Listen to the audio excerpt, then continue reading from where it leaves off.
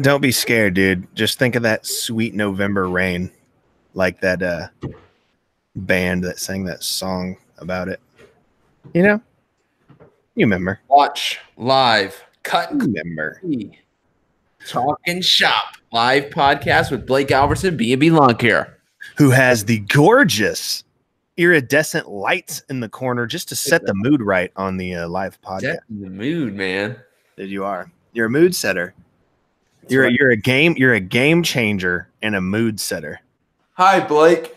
How's the wife, guys? Dude, soon to be.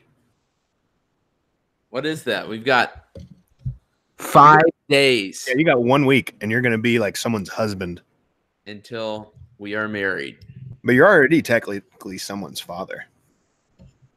The big fluffy robotic dog that some people say is real, but it's not. That's a fake dog. It's a robot. It's a robotic stuffed animal. That dog's getting huge, man. Man, she probably weighs 48 pounds right now. She's still eating everything in the house. Every cord she can get a hold of. She is huge. She's ruined literally thousands of dollars. She's definitely a shoe destroyer, man. Like, I'm talking Dyson vacuums. Oh, dude. Just ripped out. You know, when Naylor came out and we were all chilling at your house, that dog destroyed my laces in like 3 seconds on my shoes. I didn't even know it.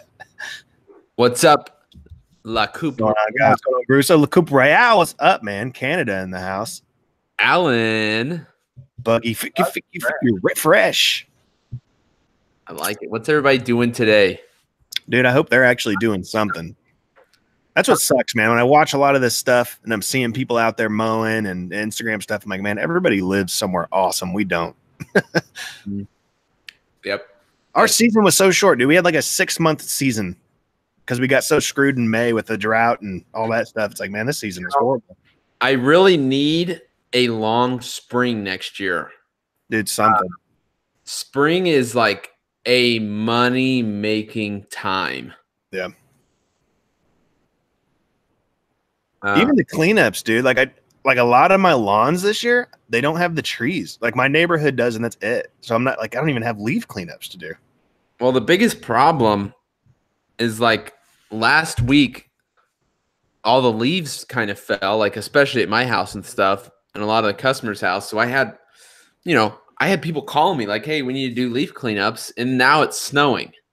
Yeah, and a lot of the lawns that did have leaves, when we had that one storm that came through with the high winds, they just blew somewhere else.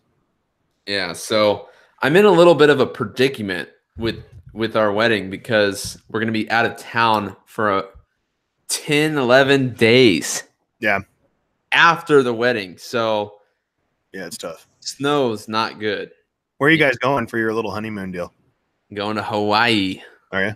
You want to know what we did on my honeymoon? What? This is how cool my wife is. We went bass fishing at Lake of the Ozarks. Oh, that's awesome.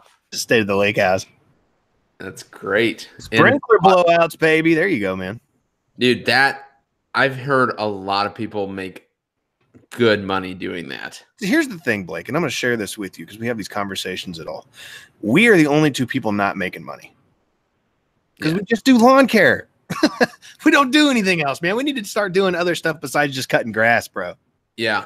I mean, this year's been good because I've been able to kind of open up and talk to a lot more people, like Greg Whitstock. Yeah, we need to get into doing those, man. Like I want to get more into landscaping and stuff, whether that be like fountainscapes. Even I've got a buddy that rents the air compressor to blow out sprinklers. It's like $150 a day, and he knocks out like thousands of dollars that day. Yep. Look, Royale's house says Fert changed his business. Lawn care fertilizer. Yeah. His business. Yeah. I don't know, man. I don't have a drive to get into fertilizer. I don't know why. I kind of do, as long as it was my main objective besides cutting grass. Like to be that guy that's just what you do, man. You ride around your Z-Spray and make big money. I mean, you got to go all in. Yeah, and that's a big struggle here too, because man, a lot of my clients just don't want to deal with it. They don't want to spend the money, man. Either that or like when I say go all in, it's because you have to go all in to be able to compete with the prices that these bigger companies, because they buy so much material. Yeah. They can charge less than what you can charge, So when I say go all in, I mean, you got to be buying a bunch of fertilizer and stuff like that. Right.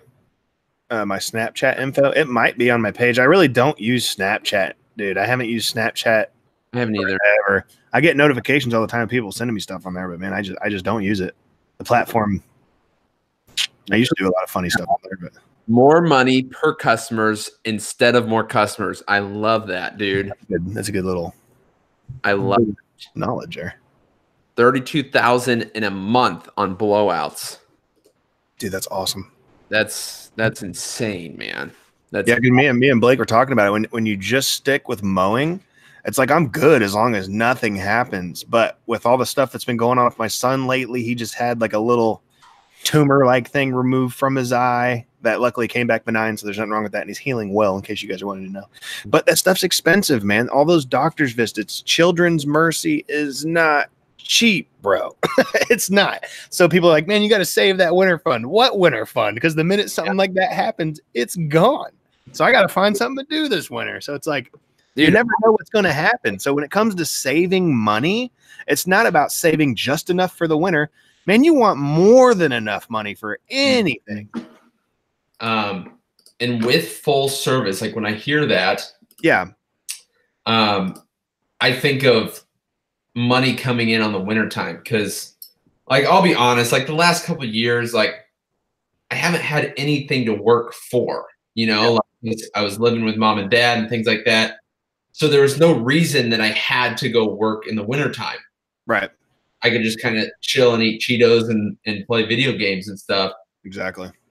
And it just doesn't work like that in the real world. No matter how much money, they always talk about like the pillars, like you're here and you think, oh, if I can just make $10,000 more, I won't have the problems I have. But then you start buying more expensive stuff, right? And repairs on that stuff get more expensive. So you always are you're always caught in something. And, I don't like coasting either. Like it happened last year. Like I didn't do anything for 4 months besides advertise and stuff like that online. But that's not realistic, man. And that puts you in a real weird funk where you start thinking too much about why aren't you doing something. So when people say, man, you mow all summer, then you save that, fund where you don't have to do anything for 4 months. Screw that. Save that fund just like you normally would. And then maybe also get a job on top of that. Why would you not always want money coming in? Yeah. Like people get so stuck into the, I'm a business owner. So what? Be a business owner and do other things to make money and provide. Well, one, it's not healthy to just for 4 months. Like, dude, it is not. I gain so much weight and I just lose my like, not work ethic, but my like your drive, your ambition to your drive, but like you get out of shape, so you can't work as hard. You know what I mean? Like when spring comes. And so, yeah, I mean, I've been coming up with so many ways of like even if that's like driving Uber or something, like one, you're just making money. Two, you're talking to people, which just, you guys know, I always preach about practicing, like talking to people and stuff like that. Yeah. And, you're making money, you're out doing something, you're not just playing video games all day. Right. Speaking of practicing, like that video you did not that long ago, installing the little water feature in your yard.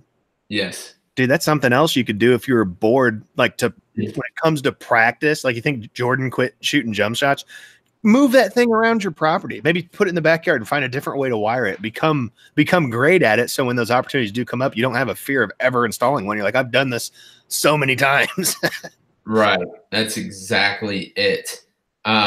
Troy built, I'm going to answer this question real quick. We'll get back to the topic. Troy built flex system. What is that? Yeah, I have no idea. Is that okay? I'm pretty sure I've seen this on a commercial. I think it's like one unit, so that you have your engine, your back tires, and then you can switch out like a mower, a snow blower. Okay, like an implement. Like Gravely has one of those 2-wheel tractor implements that has you can put a broom on it or. I think that's more like a residential thing. I think it's a good idea, man. If you have a residential property and you're looking at like an acre lot, dude, one of those things would be awesome. I mean, as long as the price, The problem with a lot of that stuff is the price is so crazy. You might as well just buy 2 units. Like you might as well just buy a snowblower at the end of a season. Like those Home Depot ones, you can get the brand new ones. Yeah. They haven't sold for like 40% off, you know? So I think it's a good idea, but I always get scared with one engine. Right. But yeah, then you're relying on one machine. And I kind of had that fear of, like some people like the trailer, some people don't. We had that conversation, like with that guy that built the thing in the back of the truck. Well, not even that. Like those Isuzu trucks where everyone has their entire business on that truck. The minute that truck breaks down, what are you going to do? Because at least I can go rent another truck and hook it up to my trailer and keep going. Are you going to rent a whole nother Isuzu box truck? I'm like, I don't think so. So it's like, yeah, you become dependent on that one engine and transmission and everything working properly for you. That's kind of what I get scared at. Like I see those VIN tracks. Yeah. Those are expensive units. I love them. I think they're cool. But you're talking about you're with your implements and things, you're probably $50,000 deep. And if you're relying on that and it goes down, you just have all these attachments that can't run. Yeah, because it don't matter how expensive that machine is, it's still a machine. There's something that's going to happen to it, whether it's a fuel system that might mess up or like you never know. Anything can happen at any time. Did you guys look at the 32-inch Ferris push much at GIE? I didn't see that actually. I avoid anything that has to do with pushing. I do. If I see a new push motor on the market, I'm probably going to walk by and look for the next cool, comfortable thing. And honestly, I don't even think I talked to Andy about this, but another problem with the snow is we had I was going to try to get that leaf vac this week. Right. And now it's snowing. It's going to melt in the next day, though. Yeah. That's what sucks about here. We've already had 2 snows. You know this? Yeah. And both have melted within 12 hours. We're getting a ton of snow. Like it's been snowing heavy since I got up. Not a damn thing on my driveway, not a damn thing on the street, but the grass is covered. It's just because it's still warm enough ground temperature here to where stuff just melts instantly. But obviously the guys that do it are still able to put down salt as a just in case measure because they have those contracts, but it just doesn't do it like it used to, man. Yeah. Shout out to Elite. I saw Elite in here, didn't I? I think I did. I don't know if he's still. Yes, Elite Earthworks LLC. Shout out to him, man. I've been watching his channel every now and then lately. He does a lot of stuff with like heavy machinery, such as like excavators and things like that. And for some reason, that's one of the things that's kind of relaxing for me to watch. Like I really don't watch the lawn care stuff, but I like watching people dig holes in the ground and make, drains and stuff. Mm-hmm. Yeah, I was reading Andrea's comment, and I was thinking about that too. And I think I'm going to make like a little, like a online thing that people can purchase, and then I'm like spilling out everything I know about how to like get more calls with social media. And it's not even like, it's not only to like bring in money in the wintertime. And it's not like I'm just trying to be greedy and make money off of the lawn care thing. Like I want people, like small business owners in different industries, right, to be able to use it. You know what I mean? So yeah, because there's information everywhere, and it's the same thing as anything else. You can get information from anywhere. But it's like, say you wanted to learn jiu-jitsu and you want to be a black belt in Brazilian jiu-jitsu. You're not going to learn it by watching videos. You will learn some stuff, but it's not real life. So you pay to go to those classes to actually physically do the stuff. And that's how I see some of that stuff. I used to knock Keith for it a lot because he was always doing that stuff. But at the same time, when you have all that information, why are you giving it out for free? It cost me a lot of time, a lot of effort to learn anything that I have learned. And I want everyone else to learn it. It's just hard to do on a grand scale. So well, here's the thing. You're going to go, like, if somebody's just trying to get in, one, they're going to go try to grow too fast on it. Like, yep. And they're going to be starting to spend money to promote their content. So they're going to go, depending on what their budget, they're going to go blow a couple $100 at least. Some companies that have a little bit more money, they're like, all right, let's hit hard on Facebook. And they're going to be spending thousands of dollars and they're not going to get anywhere, Yeah. What is, like, if it was $60, like that's going to pay for itself a million times over. Right. And I think a lot of people, like not just in our industry, but in general, they're all about just getting on the thing but not necessarily doing it to where it works for them, such as like, say you're having a Google business profile. Okay, now you're on Google business, which is great. But if I click your Google business and it's blank, you're just like, hey, I'm on Google, man. I got a Google business. I upload to my Google business every week. I try to during the season. That way I'm always having content generated on Google business. Things change. So when someone's looking for lawn care in our industry, if I'm ranked #1 on Liberty, they see my Google business. They see the new pictures. They see all these things, and everyone else under me isn't doing that stuff. They just have a blank slate. So when they go to my Google business, they can see the work I put out and the stuff I do. I didn't know that. That's more of an opportunity for these people to want to click me because they see what's going on. Yeah, and I saw a comment, La Coupe Royale, because YouTube will make you rich. And I know you're probably just messing with us here, but and I'm going to say this is I'm not trying to get people to be like an influencer. I'm trying to go at it like, how do you get more calls? Yeah. Nothing to do with followers or any of that. So, I don't know. I think if you're helping people and you also will be able to generate money in your off season, I think that's man. I'm not going to lie to anyone. No matter what I do in life, I have a goal to profit on it, to make money. If you're doing things not to improve yourself, and one of the ways of improving yourself is making more money so you can provide for your family and buy all the things that you want or need, you should be doing that. So if YouTube's going to pay me to make the content I already enjoy making, hell yeah, I'm going to do it because I want to make money doing anything that I do. And I think everybody should have that same kind of drive. Like if you're doing it, why just do it to do it? Do it to get something out of it. And here's another thing. This is another thing. And like, if you tell somebody something, right? Hey, go do this and you're going to make more money. They're like, okay. And then they move on with their day. But you say, give me $100. I'm going to give you something that's going to change your business. Now they're invested and now they have to go do it and have to pay attention a lot more. I got a buddy who's big into the whole Bitcoin thing and cryptocurrency, and he's very, very good at it. The guy has made a ton of money. I'm talking like $20,000, $40,000 off of trading cryptocurrencies. I don't have a passion for it. I'm not knowledgeable in it. I know he can show me how to do it, but I still don't have that drive to do it. And those are the kind of things that are hard for me. So when someone comes up to me and is like, hey man, I got this thing you can do and you'll make so much money in it, it still has to be something I have some sort of passion or drive to, or I won't do it. And One Love said, getting calls and getting jobs is two different things. It is. That's true.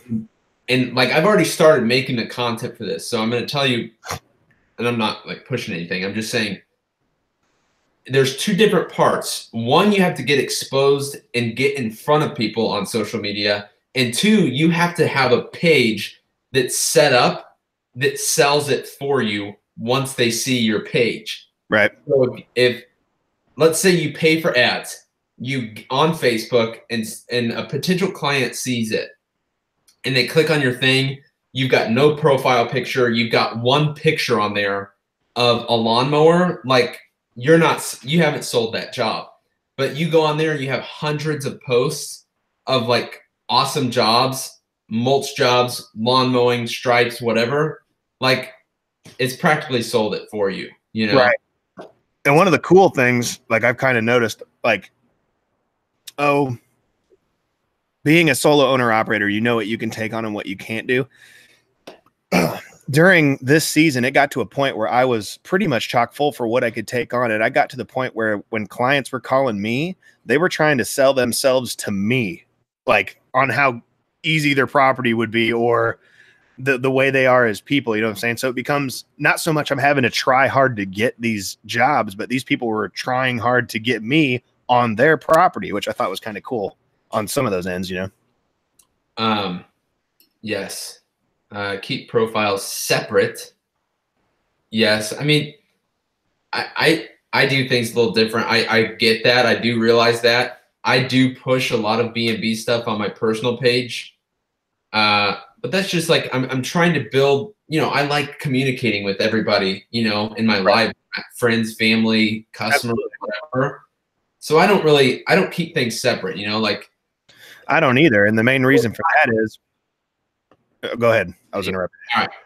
I don't care to go onto Facebook and talk about my political views. I don't care. I'd rather go on there and document what I'm doing in my life, you know, than a lot of people say keep business and personal separate so you don't make the clients mad. But I don't have any need to go on there and push my controversial views on things. You know, it's just not who I am. And, separate gets you a larger reach. I mean, for some people it might, but for me, that's just not how it is. Yeah, and to the same extent, like what I'm talking about, they're separate, and yours are separate too. And he says separate. You have a Blake Albertson and you have B&B Lawn Care. They are separate, you know, entities. I always push cut and clean stuff on my regular profiles, not the other way around. I don't get on cut and clean and go, hey, this is my new Smith & Wesson M&P Shield. Check out my new gun. Right. I don't do that.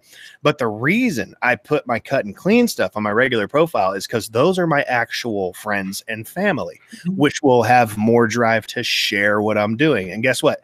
My friends and family have other people that are their friends and family that I don't know that may see it and go, oh, she knows or has a cousin or a son who does lawn care. Maybe they're going to want to call me. So that's why I always try to do my business with my personal, but I don't do my personal with my business. So I do agree on keeping them separate, but at the same time, it's okay to share stuff around, you know? It is. And if you do it too much, like Facebook, I know they're hard. Like I Chancing Vasa, like a couple months ago, got in trouble from Facebook, and they blocked his account for a month or whatever it was because he was trying to. They told him like, hey, you need to have a business page, like you can't just do this on your personal page, you know, because the algorithm's different for businesses and personal. Right. So yeah, I mean, it's all up to you, man. I mean, that's just the kind of community I've wanted to keep on Facebook, you know? So right. And then that's the way we all started our business. When you first started your business, what did you do? You went to your friends and family and said, hey, I do lawn care. Do you know anyone doing it? So it's the same thing. It grows that way. That's exactly right. Like, and I always tell this, and I was telling Andy, like, Andy didn't like the way I started my Instagram, but I don't care. Like this business card is what people used to do. Okay. You used to, go have a business meeting with somebody, or when you first meet somebody, here's my business card. We do lawn care, you know, blah, blah, blah, whatever. Keep this business card in your Rolodex. Listen, and I've learned about Rolodex. I never had one. I'm not that old. Or the black book. We had a black book. This proves I do my research, okay? But you used to have a Rolodex on your desk. Oh, I need lawn care. Okay, you scroll through that. That's not how it works anymore. It's now you connect with people. You give out your business card is you connecting with somebody on Instagram or Facebook or whatever. That's my beliefs, and that's the same way of attack I had at the very beginning of my Instagram. Right. I'm going to reach out to you so we can connect. Right. So. The coolest thing about the business cards nowadays, they don't need to be kept. You know what I'm saying? It's an initial launch. So the minute I give someone my business card, like I meet some of the GIA, yeah, do check me out. Here you go. Yeah. They're going to throw that card away. But what they're going to do is they're going to look at it. They're going to get on Instagram. They're going to follow me. They're going to get on YouTube and they're going to subscribe to me. That's their way of putting me in their Rolodex, not keeping my card, but now they're following me. Now they're subscribed to me. Now they're watching my stuff. That's how it continues. You know, One Love here is trying to give out a bunch of tips. I'm going to throw a tip out there because he's given out so many tips. Yes, I do believe that videos get more reach on Facebook. Oh, for sure. Add a paragraph of text explaining that video and let me know your results. I promise you'll get twice as many people seeing it and commenting and things. Yeah, because you're going to have searchable keywords now for sure. You're going to have that. Facebook and all these websites like people on their site. So if you have them reading a paragraph, guess what? They're going to be on Facebook longer. Oh yeah. Same thing with clickable links.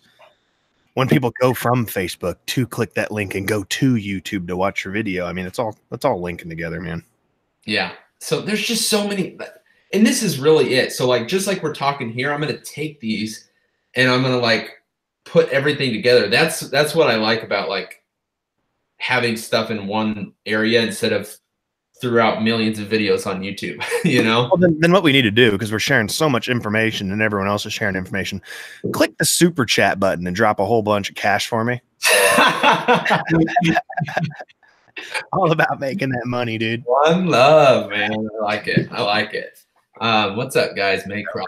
1995. Exactly, dude. Yeah. So and the best thing is it's all learnable, man. Like, oh yeah, it's not what I went to school for. Like, I didn't even finish getting any degree. I did what I wanted to do for a little bit and realized I was doing high school all over again.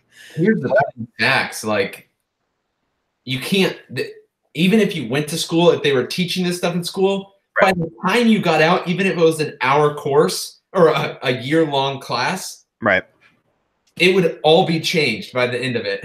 You know, like Facebook and YouTube and everything changes every single month. Right. So there's no way to teach you. You just have to learn and maneuver it. And it really is, because you either change with it or you don't. And you can learn everything on the internet about what you're doing. But what always blows my mind is when these multi-million to billion-dollar companies following is less than ours. Yeah. Because they haven't invested into something they need to invest in, or they have hired someone out of college who knows a lot about this stuff, but doesn't do it in a real world experience. You know what I'm saying? It's that kind of stuff. You can be educated on boxing. You can research it and go to school for all that stuff you want to, but get in the ring in there with someone, I bet they light your ass up. Because if you don't do it, you don't know it. Yeah. It's a different world, man. And I mean, you just have to change with it. Absolutely, man. For sure.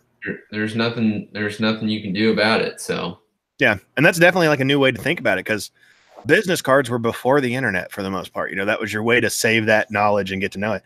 And that's the way it is now, dude. Social media is our business cards. My Instagram page, the people that follow me, is my business card. Those are the people I know that are watching what I'm doing or can get a hold of me somehow. Mm-hmm. That's it, man. Old dude Pugster. What's going on, man? I remember that name. That's all. Yeah, dude. Like, I don't know. I enjoyed all it. The only thing in wintertime that sucks is there's nothing interesting to make videos on. There really isn't. One of the things that kind of annoys, it's like a 50-50 thing, like a double-edged sword.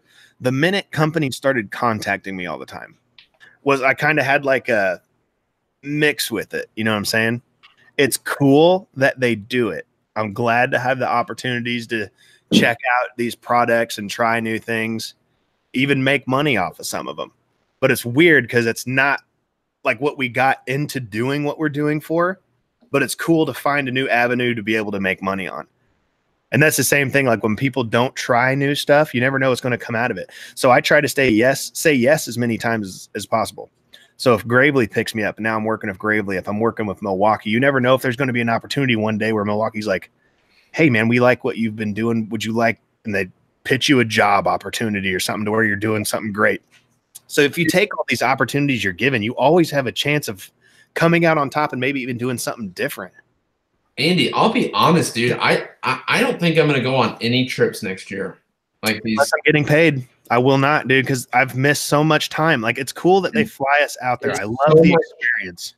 It's so time consuming to work around the trips. It really is, dude. I mean, and it costs so much money. Like, yeah, they're free trips. Yeah. But like, it costs money for me to get the jobs done that we need to get done. Dude, for sure. And then my wife has to struggle because that's 3 days I'm not at home and she's trying to figure out work and stuff with the kid. And it's like, yes, I could be doing something, making money, doing whatever instead of being these trips. Yeah, most of the time these trips give us some sort of product, but guess what? Those products don't pay my bills. So I would like to have that product. And I would also like to have maybe the money I missed out on for the last 3 days, because a lot of these companies do know. And we know it. Me and you know it just as much as anyone else does. They get way much more out of any of us. I don't care who you are, unless you're like Logan Paul and you're making $100,000 to, you know, claim a product for a minute. Yeah. But they make so much more off of us than we ever will off of them. Well, it's just, you know, we've grown so much. Like even you, Andy, and you're older than me, but me especially, every single year I look back at what I've done, I'm like, I just learned so much. And so this year I learned probably the biggest thing I learned was money. Like, instead of like actual money, because that's what pays for your house and your bills and your food and this stuff, instead of like another blower or Yeah, because I get drawn into the flashy things just like anyone else does. Like, I've always known these things take care of my bills, but the minute you get that email and you're not used to it, it's still new. It still is new. Exactly. It feels like, hey, you want to come out to, you know, Virginia Beach for 3 days? I'm like, dude, this sounds awesome. But you don't think about the hindsight at the same time. It's like, wait, when is this? Well, I gotta figure out when I'm gonna mow after that. The way companies are, like just every company, is they want to do it in the middle of the season. Like, with the weather and stuff, it's just too hard, man. And my honest thought is, I think next year we will get 2 or 3 times the amount of emails. Like, I think everybody's going to be trying to get into the social media game. Yeah. And I just, like, I have to put my foot down. Like, I have to tell you, I have to tell you guys, I have to tell Natalie. I'm like, I can't do it, because the day that I get excited that I'm going to go on a beach vacation and whatever, like, I have to step back and be like, Blake, remember when you said you have to work, man? Like, it can't be all fun and games during the season, man. And I really learned that this year. Yeah, and I'm starting to incorporate that more into what I'm doing, because cut and clean lawn care is my business. Cut and clean on YouTube is part of my business. So when these companies are contacting me, there's going to be a price for what I cost for that day. Same thing on making these videos. It costs me time. Like, it's not because you think you're like a YouTube guy. It's because you have to be mowing or something to make a certain amount of money per day. Yeah. I have a wife, I have a kid, I have bills to pay. Away from your business, you have to get paid. So, because I broke that down for other companies that wanted to work with me too, like doing, like, say, a mower review. That's fine. Yeah, I can do this for you. Yes. But this is how much it costs for me to film it. This is how much it costs for me to edit it. This is how much it costs for me to do this. This is how much it costs to do a dedicated video for you. I'm going to add all that up and I'm going to send it to you, because what the advertising you get out of this, whether I do this video and someone's like, you know, that looks like a great product, and I'm going to buy it, you're going to make more money off of that than I am. So if I'm not getting paid for it, what's the point of doing it? Why am I helping someone else's business grow for free? Time is money. Elite earthwork, totally it. And here's the thing: I've had so many awesome people reach out over the past few years, and sometimes I'll admit it. And I told Andy this: I thought I was the ish. Dude, you do. It trips you out because you're not used to it. Well, my business was doing well. Like, you know, we were just having fun all the time, whether that be working. I was working with my buddies and we were making money, and I could go out and spend $1,000 on Yeti coolers and crap. And it was just all fun and games. And, you know, when these guys would come in, hey, Blake, time is money. Make sure you're getting paid, blah, blah, blah. And I'm like, dude, come on. Like, and then I realized, you know, once you get a house and you're actually like an adult, dude, you've got adult priorities. Yeah. You really, I go back and I'm like, all these people were right. Like, I was an immature kid. Like, I didn't know everything and I thought I knew everything. And I'll be the first to admit it, but you have to learn, man, and you have to step through the stages of life. And I will admit that basically what I'm getting at is time is money. I love that. Like, it totally is. You look at Gary Vee, Andy's not listening to me. I'll talk to you guys.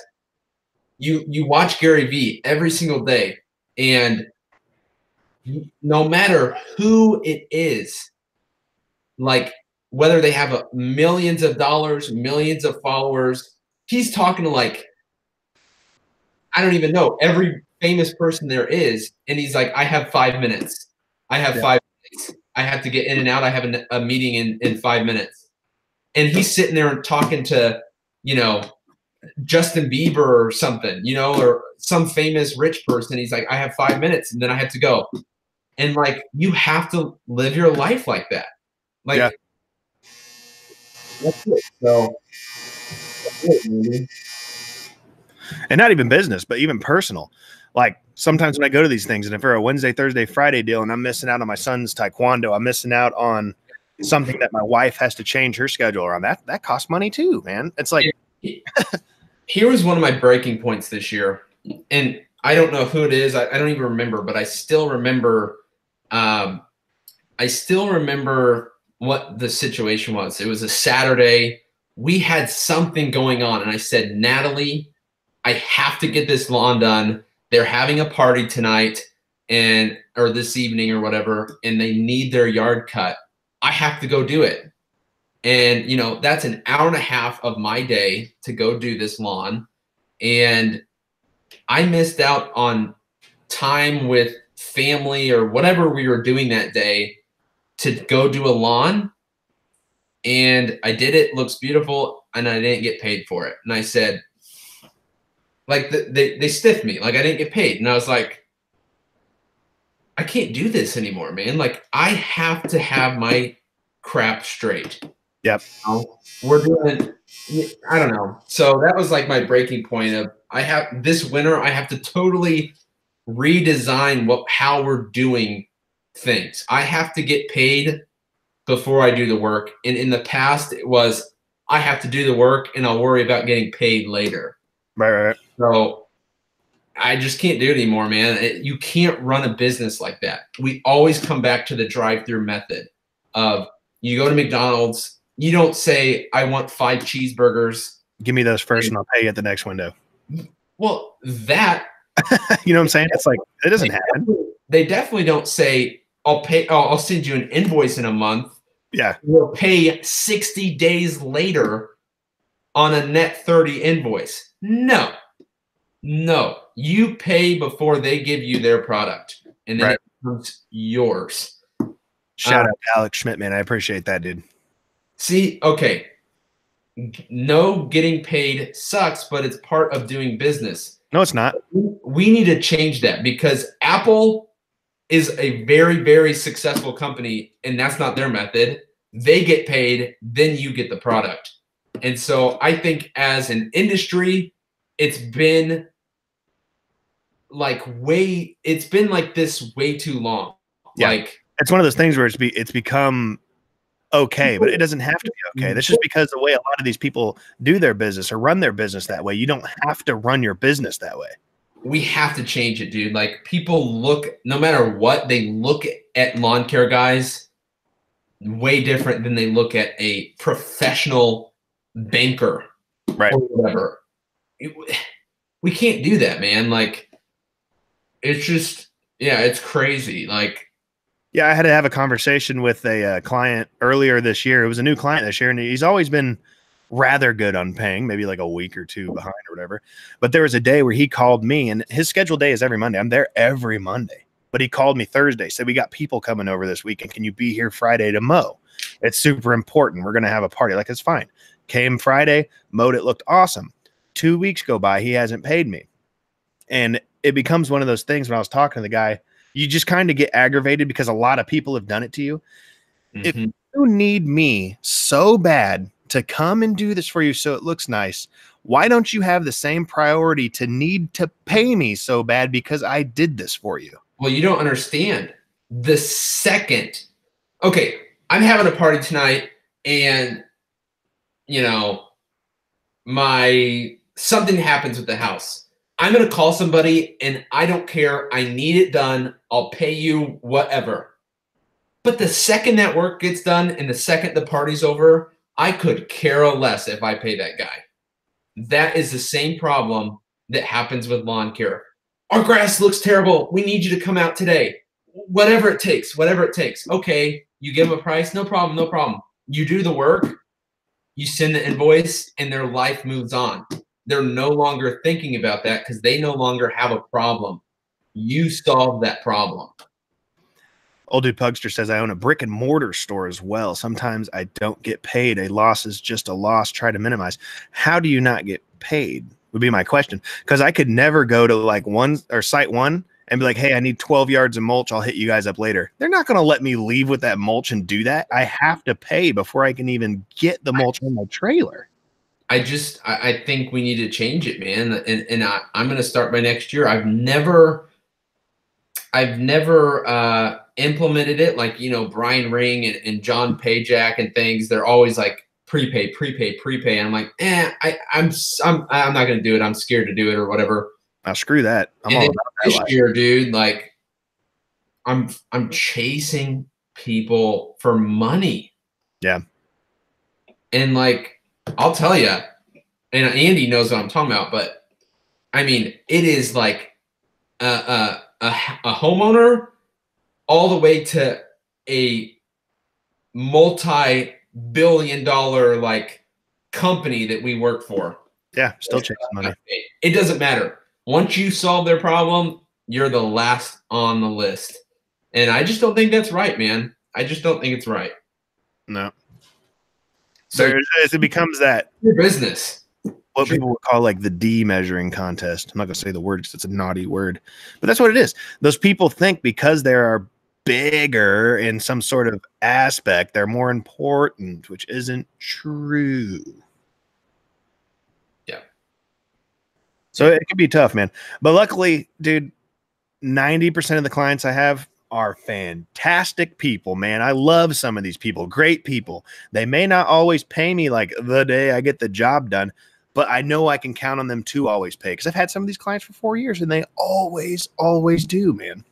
Andy, I think I need to find a good system that is card on file. I really like that.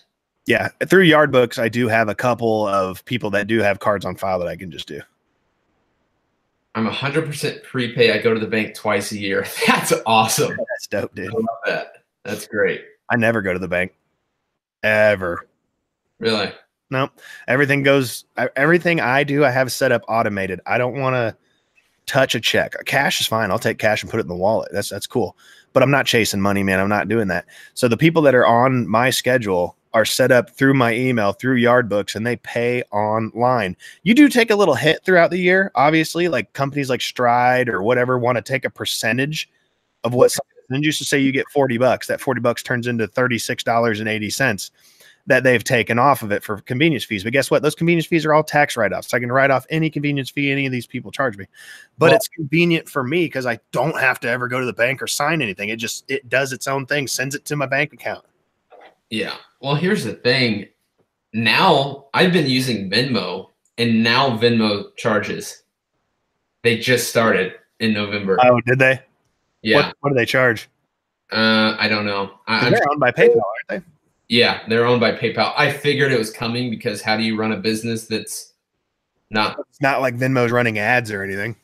Yes. So it finally it's here. It happened, and so now it doesn't really matter what the heck system you use, but you got to add in like, okay, we're talking about time is money, but even if you're getting checks that aren't going to get a convenience fee taken out, like you have to take time out of your day. You have to sign the back of the checks and all this crap. You have to take gas money and time to drive to the bank, to put them in, to wait at the bank. Right. I mean, I think it all works out. Even if you're doing like a convenience fee, like I think at the end of the day, it's all pretty close to working out, you know? And we're getting ready to have to change all our stuff here too, man. With all the new stuff that went into effect after this last little voting, you know? What do you mean?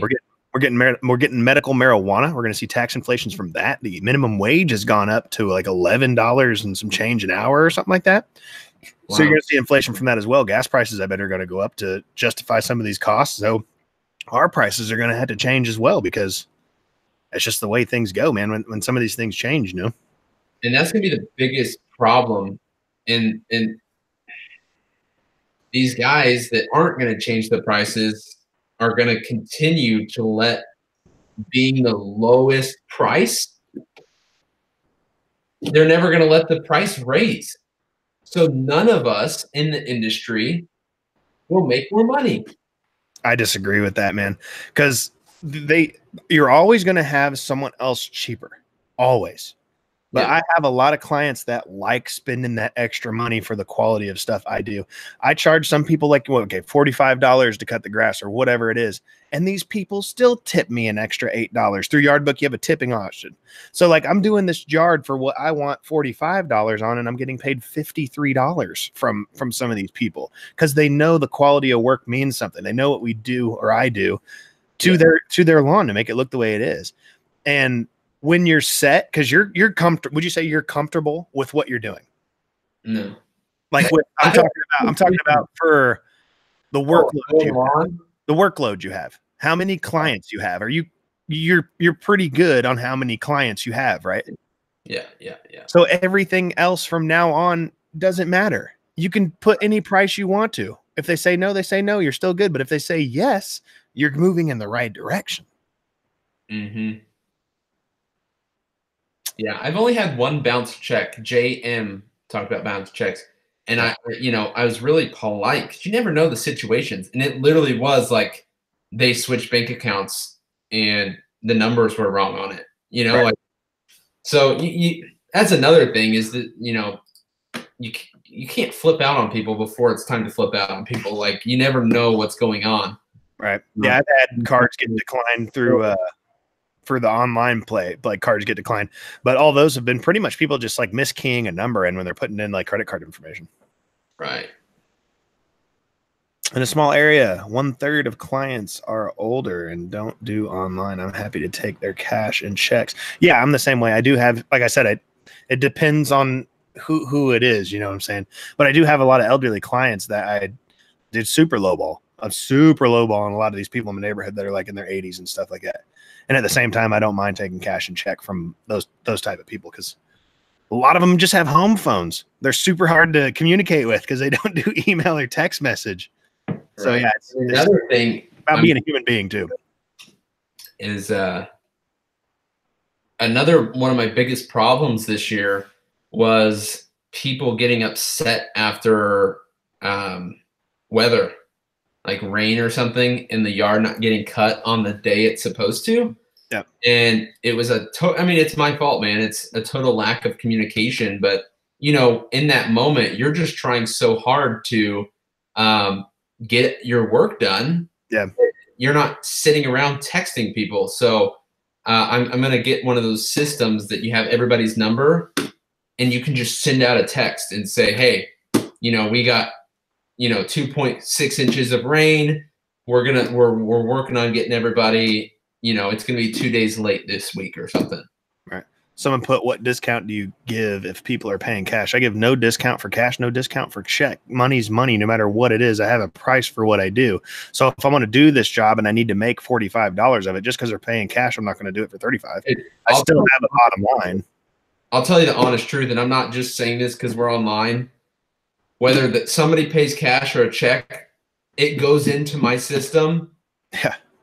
And I'm paying taxes on all of it. Exactly. It doesn't flipping matter. Like there's no discount, no nothing. I don't care what you pay for. I still have to pay cash because the way I keep track of who pays, who owes. Yep. It all goes in as money. It's not like I delete the invoice and say, oh, we never did the work. Yeah. It's in there. I'm paying taxes on my whole business. So yeah, I'm the same way, dude, because I will 100% lose track of what I'm doing if I don't keep everything the same. So if someone pays me cash, that goes into my invoicing system on Yardbook the exact same way, because I will think if someone owes me, did they pay me last time? I don't remember getting cash. And I'm also not keeping track of the schedule of when I've done these properties. So yeah, it all goes into my system, man, just like what Blake's saying. Yes, the percentage. Yeah, true. It can be writ off cost expense. Same thing with what I was talking about with Stride. They take their percentage too to make that money even dwindle down a little bit more, but it's all write offable. It just depends on whether you need that money at the moment or tax write offs. Yes, I mean, yeah, and this is what I want to do with like my videos is like tell younger guys like charge what you want to charge.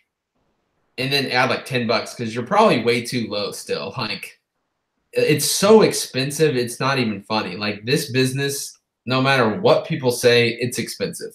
Like, yeah, and it's crazy, man. Either with like big equipment purchases, like mowers, trimmers, blowers, or the nickel and dime stuff of oil. Like oil, Yeah, for backpack blowers is how like much two-stroke oil do you buy in a year? You know what I'm saying? oh my gosh, dude, it's expensive.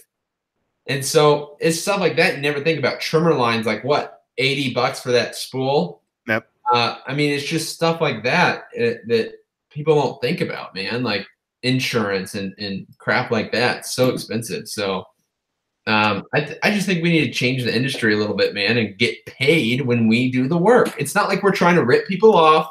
I'm not trying to get money for something I haven't done. You know, I'm just trying to get money for the work I've done because I had to pay somebody. I had gas coming out here. My time, I've spent an hour on the lawn. Right. I need to get paid, man. And the reason you do this the way we do, why do you do this the way you do? Why is your business set up the way it is? Because you watched other people and learned from other people's businesses that do it this way. Yeah. That's the only reason. There's no other reason of why it should be this way. Yeah. So, yeah, it's just, I don't know, man. I don't want to be, I can't go out there and cut for nothing, dude, because it's just, everything's so expensive. We had this conversation on the phone just like, what was the other day when I had to go help my friend who ran out of gas like he was 12 years old. I'm like, you're in your 30s, man. Who runs out of gas? But yeah, we had that same conversation. It sucks working as hard as we do throughout the year. And when November and December comes around, you're like, dude, I'm broke. Yeah. Why? Oh, it's because I'm not doing things right. Not doing things the way I should be. Because we think of regular prices. Oh, so-and-so does it for $35, so we should do it for $35. You still got to factor in the fact that I have a $475 truck payment. I have a trailer that cost me $3,000. Everybody's situation's different. Like it all is. But I want to answer a question real quick. Guy says his area is full of low bidders and not insured people. I'm fine with those people. Sometimes I love those people because I always end up getting those clients, man. Dude, I'll tell you.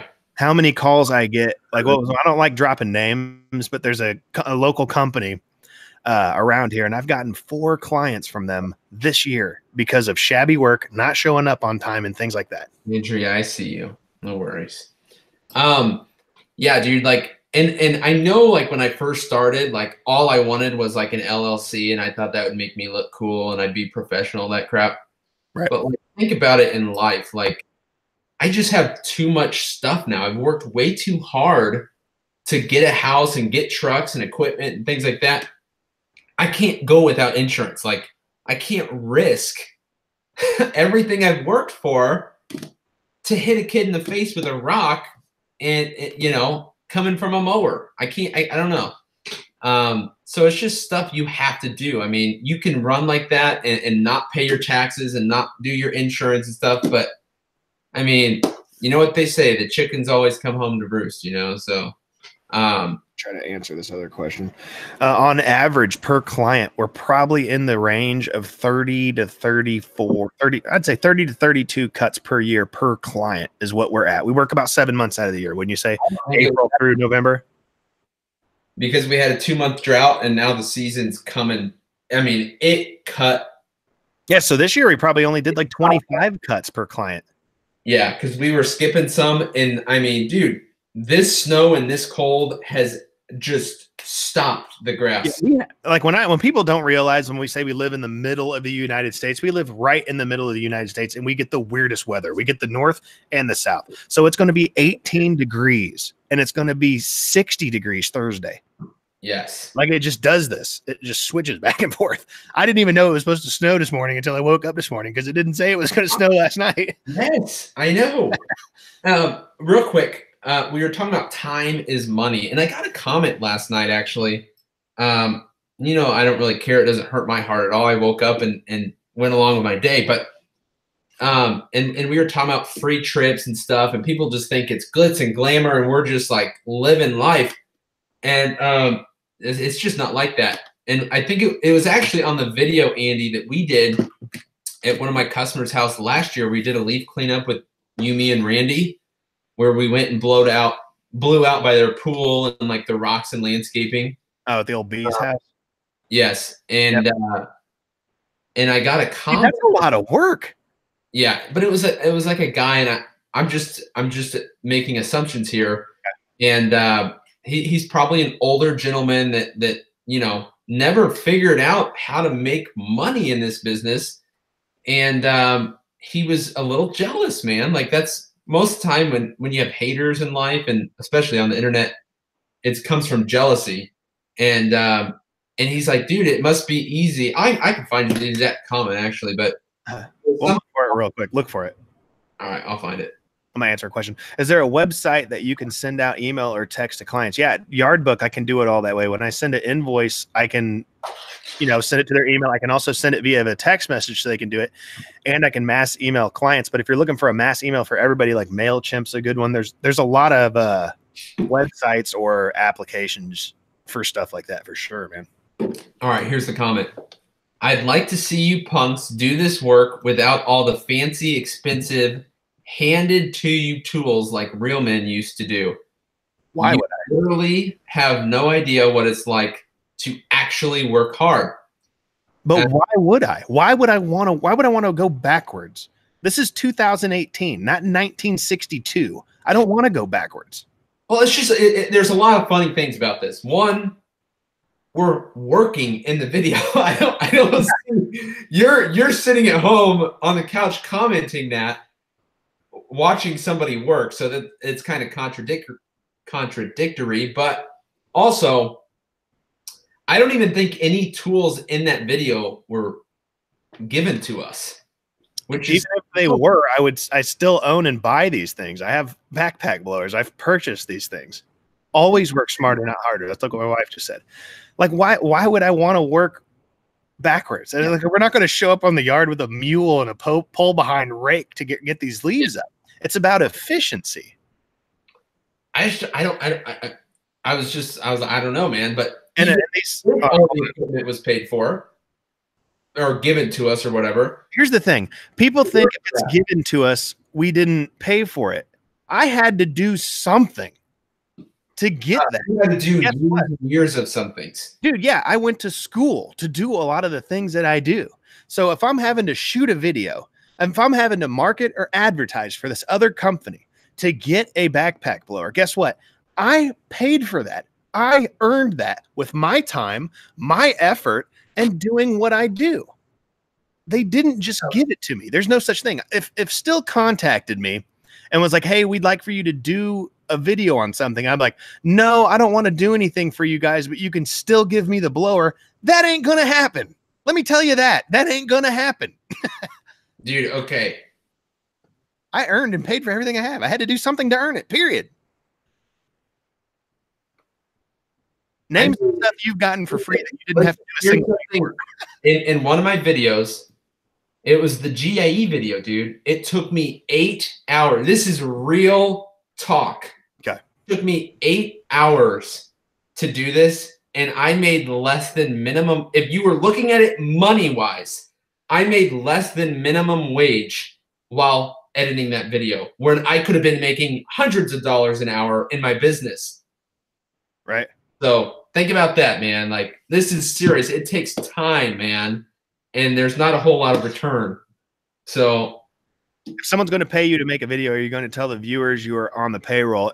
In a lot of the contracts from these companies, if I'm physically getting a monetary value besides equipment, I have to state in it that this is a paid promotion or a paid sponsored video from this client is paying me to provide with my honest opinions. It's the law. Like, I don't remember what government thing it is, but I mean, dude, none of us, listen, there is not one person that can quit their job because of YouTube. There is, not for what we're doing. No, that's what I'm saying. In our industry, none of these guys, I mean, it's doing it because they like it. I mean, I'll be 100%. Yeah. So, like what you were saying too, just to go back to it because we got back off topic. But like when people do those comments, it chaps my ass, dude, because there's not one thing I've ever gotten that I didn't have to work for in some kind of way or pay for in some kind of way. It just doesn't happen, dude. No one's giving out free shit. It just doesn't happen that way. Yeah. Yeah, and that's just an asinine comment. Because, I mean, I don't know about you, but I've worked, man. When I was 16, I did construction for the caves. I worked. I've worked my ass off before doing stuff. Don't get mad because we found Now, it's easier. Yeah, where I'm still working. It's not easy. It could be harder if we were push mowing every lawn and didn't have a blower and just had brooms and rakes. Yeah, that's way harder work. But guess what? I'm only mowing 4 properties a day if I'm doing it that way. right. 20 years from now, lawn care operators will wonder how you got by with such antiqued equipment and how hard you got there. That's exactly right. They're going to be pulling up to a property and on a little controller with robotic mowers, driving it around and never opening the door of their truck. You don't even need a commercial or a controller, bro. I mean, dude, could you imagine doing the bees house with push mowers and like brooms and rakes? We'd be there for 3 days, dude. that'd be a funny video. Dude, we would be there. Dude, it would take more than a day. I mean, we're already there. I mean, sometimes we're there for 4 hours, dude. Yeah, and that's with 52-inch standers, multiple standers. Yes. I mean, yeah, that's just a dumb comment. I mean, dude, and in hindsight, back then those guys probably had it easier because they're mowing with like ginormous tractors and stuff. Right. So it's funny, man. I mean, there's so much, but it all works out, bro. Dude, it always does. Yeah. And the minute anyone thinks we're just randomly getting stuff for free, man, I'd love to have a conversation with you all about it. Yeah. I mean, it's like I said, dude, like I'm not even lying. I think I made like $1.50 an hour making like some videos. Like, and how many times have you thought like after like, you know what, I wish I would have just got the money for this instead of the product? Because I mean, like I'm not paying my bills. Right. Well, because it depends on the video. I mean, okay, what do I make on YouTube in a dedicated video? Depends on what it is and how many people view it. So if I'm doing this video and for the month that YouTube pays me on that one video I did for this company, I made $10. Yeah. So it's like I literally made 40 cents a day or something off this video. So I'm not making money off that. Are you kidding me? I can find 40 cents on the ground. Yeah. It's like, God, dude, I'm getting eaten alive. Yeah. So and I mean, if I sold one product for that company, they're making more money than I am. Yeah. So you can't look at that. I mean, and even if you're not making content, dude, like you have haters in your life, and if you don't think you do, like you just haven't heard from them yet. I promise. Oh, yeah. I promise, dude. Oh yeah. So, let's see if I'm missing some stuff. I'm sure we are. There's some big comments. My wife's commenting some big comments I'm having a hard time reading. Patrick says, how many yards did you guys have before deciding to go full-time lawn care? I'll tell my side real quick, and then Andy's. This is a question for There's Andy. also another one that goes with it up there, also from Patrick, talking about how long did you do it before getting licensed and insured, like tax ID, state license? Okay, so me, you guys know, I never, I mean, I did actually. I worked at, a firework tent before, and I was still cutting grass. And, we started so many things, dude. I used to make like $400 or $500 a weekend selling golf balls to the golfers. I got a pair of my grandpa's waders. We'd go into the pond at the golf course, get the golf balls out of the mud. People hit them into the pond, go dig in the mud, get a 5-gallon bucket, pour Coke all over them, let it sit overnight, scrub the golf balls, all of that nasty Coke eats it right off. Oh yeah. Put them in egg containers, put a table out on the golf course, and sold them back to the golfers. We made awesome money. We had a great time. We tried washing cars. I mean, entrepreneur, bro. Come on. And then I worked at the firework tent in the summertime for about a month and a half for 3 years. And like the last year, I was like, dude, I can't do this again. I have too much work. So that's my story. Andy, I'm going to go use the restroom. Tell them your story. All right. Like if you want to start from the beginning, besides lawn care, dude, I've had so many jobs. Like I don't even want to get into them all. But as far as how many yards did I have before going full-time, I wanted to make sure I was making as much money as I was at my full-time job. I worked that job for 12 years. The last 2 years of it, I was doing lawn care on the side. Once lawn care got to the point, and I'm only saying this because I hated my job. If I liked my job, I would still be working that job and doing lawn care on the side, just because there's so much more money I can make doing it that way compared to doing lawn care full time. But the minute my business was to the point where I was making as much money as I was with my full-time job, luckily my wife has a great job where insurance covers us through that. So I didn't have to worry about insurance. But as long as I was taking home as much money as I was as my full-time job, I was ready to make that leap because of how, you know, I don't even know what you would want to call it. Just struggling with my day job was tough. But licensed and insured, as far as tax ID and that stuff, would have been in my first year of business. The minute I started my business, I made my business legit. I don't agree with anyone who is running a business and not doing it legit, man. The U.S. is the U.S. for a reason. You got to pay taxes on your money. You gotta do this stuff, man. So if you want to be recognized as a legit business, be a legit business. Because I would never hire a tree company that wasn't licensed and insured. I'm not going to hire anyone that's not licensed and insured, because if you're not taking yourself seriously as a business, how can I, as a client, take you seriously as a business? What's your opinion on Husqvarna string trimmers? I don't know much about them, man. I had a Husqvarna handheld blower when I first started, and it was okay. I didn't have any problems with it, but I don't know anything about Husqvarna string trimmers, man. Houston Matter says junk. Let's cashier in 2 more cooks and have 3 customers order the touch screen, and the touch screen cost me $2,000. I don't know what that means, but I'll agree with you. Yeah. All right, I mean, real quick. I wanted to comment on the whole legit business thing. Yeah. Okay. This is coming from someone that wanted it more than anyone, because I thought it was going to be like I thought it was going to like make me cooler or something. You have to do it, but don't freak out about it, because it's honestly not that big of a deal. Like,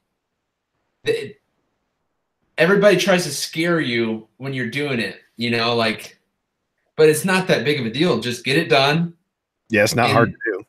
Like, it's not hard. You can pay literally like an attorney $250 to set up an LLC, a tax ID number, and they just give, like, literally, I got a packet handed to me, said, Blake, here's your articles of organization for your LLC. Sign this, and now you're a business owner.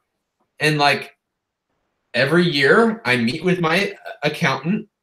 Now I pay quarterly taxes, and I just get something in the mail, sign here, write this check out, and I have an envelope, and I stick a check in there and put it in my mailbox, and it's done. Like, it's not a big deal, man. Like, so I don't want you to freak out about it. You do need to do it. So do your research this winter, get it done, and move on, and just run your business around that. Like, knowing that every quarter you just have to, the business has to send in their tax money or whatever. So, yeah, I think people make it out being a legit business as like this thing that's unattainable for like smaller, younger business guys.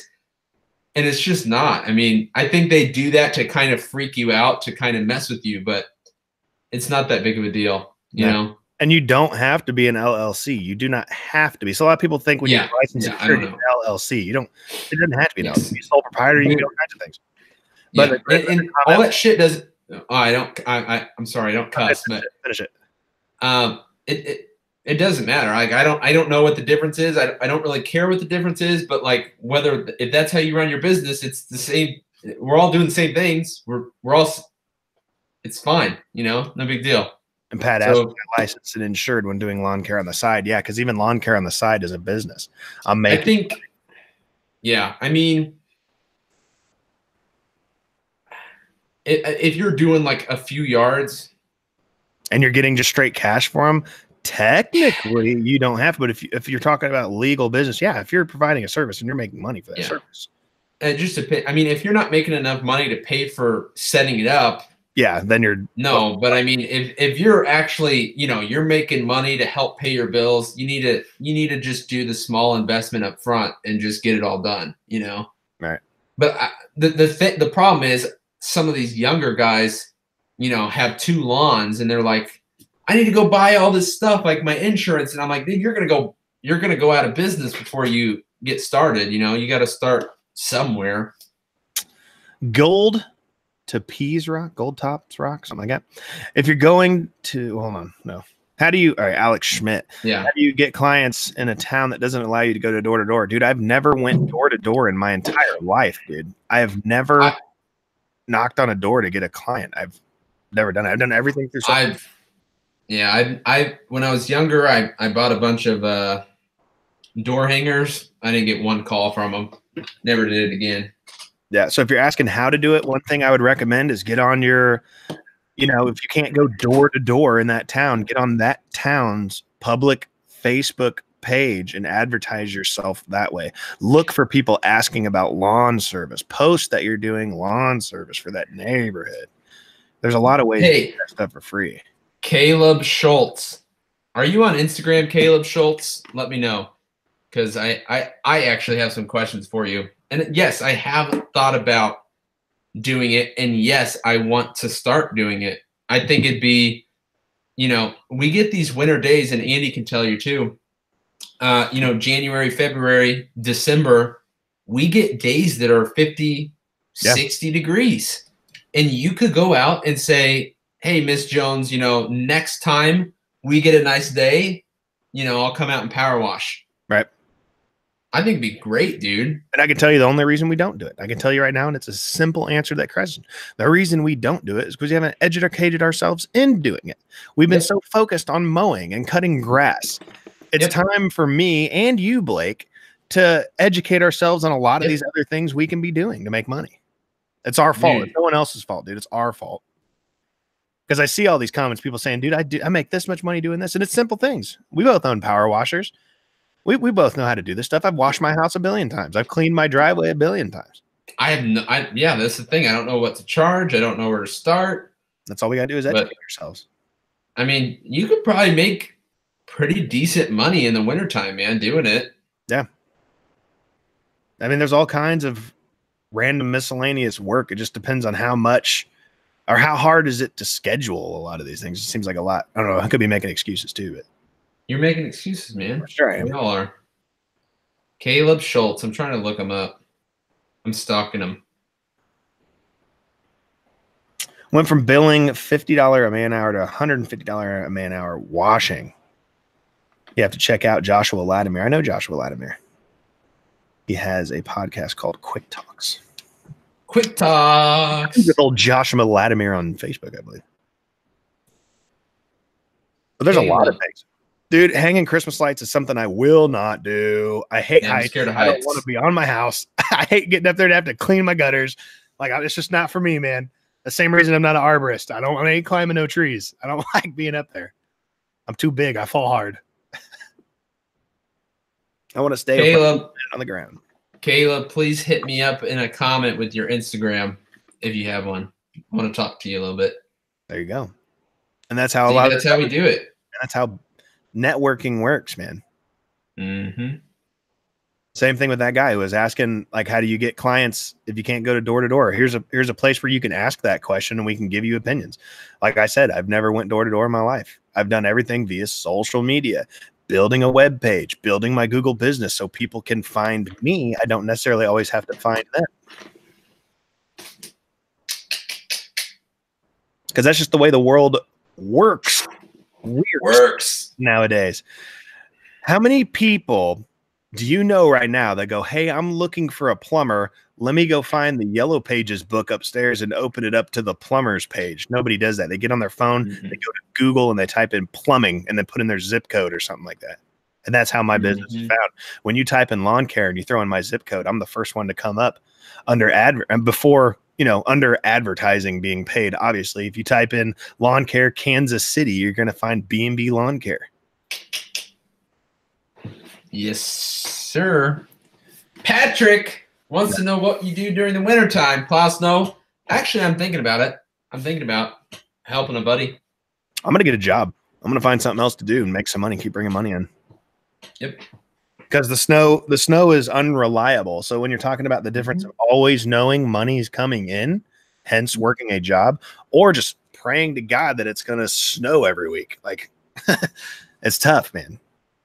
Dude, I've got nothing against driving Uber or whatever, bro. I don't care. Pressure washing, whatever. Right. I'm gonna figure it out. Try new things, man. I'm about whatever these people are doing to make life work. You know what I'm saying? Whatever it is you got to do, man, do it. Some people work at McDonald's. I'm not against it. Do your thing. I don't have an attention span. I couldn't do it. I'm gonna stalk Caleb now. He's officially getting stalked. There you go. Because he's not commenting back. I'm a really good stalker, man. You're gonna be crazy. I'm gonna find him. Yeah. Worst part of being self-employed for us is the winter, but I got some people that I know that live in Florida, like Beach River, for example. They go all year round. All year round businesses. Just take a vacation. Lawn Commander. Stacy, what's up, man? Okay, I can't vacations, man. Found you. My kid needs surgeries and too many doctor's bills. Bills are piling up. Just spent like $8,000 getting ready for the winter. I'm depressed now. I hear it. I hear you there, man.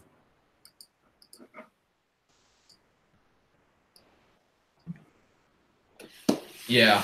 That's what we should do. Let's hit up Stihl. Say, hey, we'd love to do some videos on your new biggest and baddest blower. Or your power washer. We'll put up some content. We'll start our own little power washing business. Andy, it's already in the works, dude. I know. Oh. Not to get into your business. I think it's awesome. Like, I've actually heard the past month, like, people making, like, Joshua Latimer, like, literally went from lawn care to cleaning. Yeah. Pressure washing. I think it's because I mean, doing these endeavors, you're going to find something that's more profitable. Hey, in 100-degree weather, I'd rather be playing with water than gas and hot engines. Yeah. I mean, even the see, it's another thing I don't know anything about. What's it called? Damn, I can't think of the word for it. I know a billion people that do it. What's that called? Like the overtop on asphalt? Sealing, like seal coating. I see a lot of people doing that stuff too. Dude, I'm a home husband in the winter. Where my sponsorship with Vitamin Water is, dude. Shout out to 50 Cent. Y'all can find me in the club. You drinking that 50 Cent Vitamin Water, man. I mean, geez. I literally drink like 3 a day. How much do I make during a season? I look to net, I think anywhere between 30 and 40K, just depending on what's going on. This season was definitely more of a struggle than last season because of that epic drought we had, where it turned that 7 months of mowing into like 5.5 months of mowing. And then early November, you know, it's already starting to snow and stuff's just kind of changing. It's been a really weird year for us here in Missouri. Yeah. Dude, by the way, we're starting to talk about trimmers here. I feel like my FS111 broke down quicker than any other trimmer. Yeah, my FS94, I think it's the 94R I have, is my favorite trimmer I've ever owned. My 111R or RX, which one I have, yeah. I took the guard off of it, and it has the most wicked vibration. I think it's because of whatever the shaft or is inside the shaft. I don't know if it's cable or whatever it is. I'm gonna need all new trimmers next year. Are you? Dude, I highly recommend the 94R. I love it, dude. I like it more than the 100RX. All that stuff, dude. I love that 94R. What is the difference in the powers, dude? Like, it doesn't matter. I keep getting in arguments with people on Facebook Messenger saying we're stupid because of the Stihl BR800. This has more CFM. This has more. I don't care what the numbers are, man. You know what's funny, Andy, is we make that video and you're getting hate on it, but like nobody else has one. So how do you know? You're reading numbers. Dude, I'm just doing work with what I have to do work with, bro. I don't care whether one has a little bit more power or a little bit more of this. It's about what you like, man. If I put 6 blowers in front of you, you're going to find one that you like. If I put 6 blowers in front of the next guy, he's going to find a different one that he likes. It's just all about using what you like, man. 94R Lawn Commander. Exactly, dude. I love that 94R. I think it's a great trimmer. It doesn't have as much power as the 100X, but I really don't even notice that I need that more power. I really don't. It's good, man. Greg Linda, appreciate it. That a lot of people say I should try the 94R, and I'm glad I bought that. I'm glad I did try that out for sure. I like it a lot.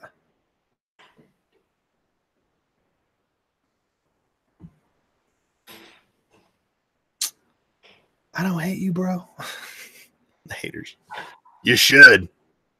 Who needs 1,000 CFM? Nah, dude, exactly. And in all honesty, like I was saying in the video, say the Stihl had 912 CFM and the such and such whatever has 1,000 CFM.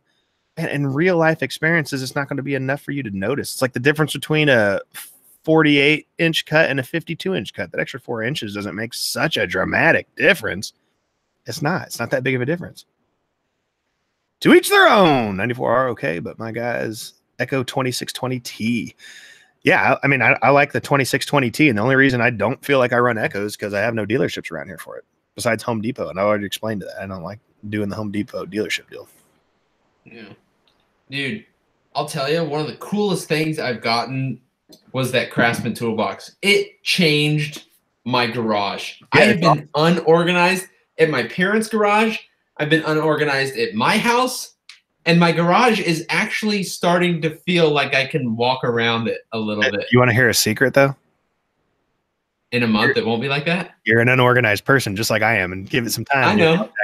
You don't know how many times I organized this garage just for a week later to get all jacked up. Yes.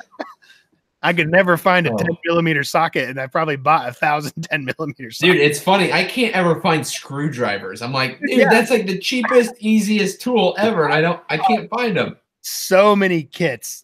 I've even went to like the little bargain bins of like $1 screwdrivers and bought a ton of them. I'm telling you, I buy Harbor Freight tools and stuff. Yeah. Because I lose everything. Yeah, I know I'm gonna. I can't buy expensive tools, man. Blake, are you thinking about getting a mini skid steer? I would absolutely love one. I think I could make a ton of money. It's just they're way too expensive. Yeah, but it's a great, what do you want to call it? If you have the capital, it's a great investment. You guys know my thoughts on that much debt. I can't do it, dude. Like I just can't. Like if that thing was sitting in my garage and I knew I just put $40,000 finance 40,000 of it. Yeah. I mean, that thing would have to be working every single day for me to feel okay with it, you know? Yeah, or even you have to be able to purchase the machine and have the knowledge and understanding in your head already of how you're going to make that money. Do you? Andy, do you know what this is actually for? It's what? So I don't spit all over my screen. You know what's even better? Your mic's not hooked up. You're running through the mic on your headset. No. Because the closer you keep getting to the mic, the more the sound is the same. Are you serious? Yeah, I've kept noticing you getting closer to it and it doesn't get louder. All right, let's see. That's embarrassing. No. Is it? Yeah, go to the Google Hangouts page, like where you see us. Hold on. Now you're good. Is it going? Yeah. Stop. Now your mic is working and you sound like a normal human being. One man, one mission, Blake Albertson, where he thought he was talking to a mic, but he wasn't. So did you hear me when I was in the bathroom? No, I don't think so. I don't think you were talking. Oh, that's weird, man. Yeah. I'm sorry, guys. Why you came back and you were talking because you had those headphones on. You could still hear me when we're having that discussion. Darwin's grip is fantastic. Dude, I'm glad you like it. It's one of those things I know is not going to be for everybody, but it's one of those things, man, I like it. That's one of those weird products that I'm like, dude, this thing's pretty dope. It actually helps me. It's weird. I haven't found many products like that where it's actually solving some sort of issue. Yeah. Great job, Junior. The camera voice. One man, one desire. Okay, is mine better now? Yeah, you're actually talking through your mic. Like you can actually tell a difference? Look at the back of your mic. Is it set on the option that has almost like a heart? It's like a circle that has like a heart kind of on top of it. Yeah. Okay. Yeah, that's where you want to be. Can you hear me now? I can hear you now. What is all this stuff do, bro? That's what I should do this winter is do like voiceovers for people. What does it do? That? What is this? Yeah, okay. Your mic has it's a two-stage mic. So there's audio reception on the back of it and audio reception on the front of it. The one with the heart, you're only going to get audio reception on the front, which is going to give you the clearest voice. The other ones give you like background noise. So if you had multiple people sitting with you, it's good to have both of those mic ranges open. That's interesting. Yeah. But yeah, so if you guys want to hire me for doing some like little voiceovers and stuff for you, let me know. One man, one yeah. The lawn commander. Auto tune. T-Pain stuff. Blake gets embarrassed, his face turns red. Awkward. Yeah, when I make awkward, when I embarrass Blake in public, you don't like it.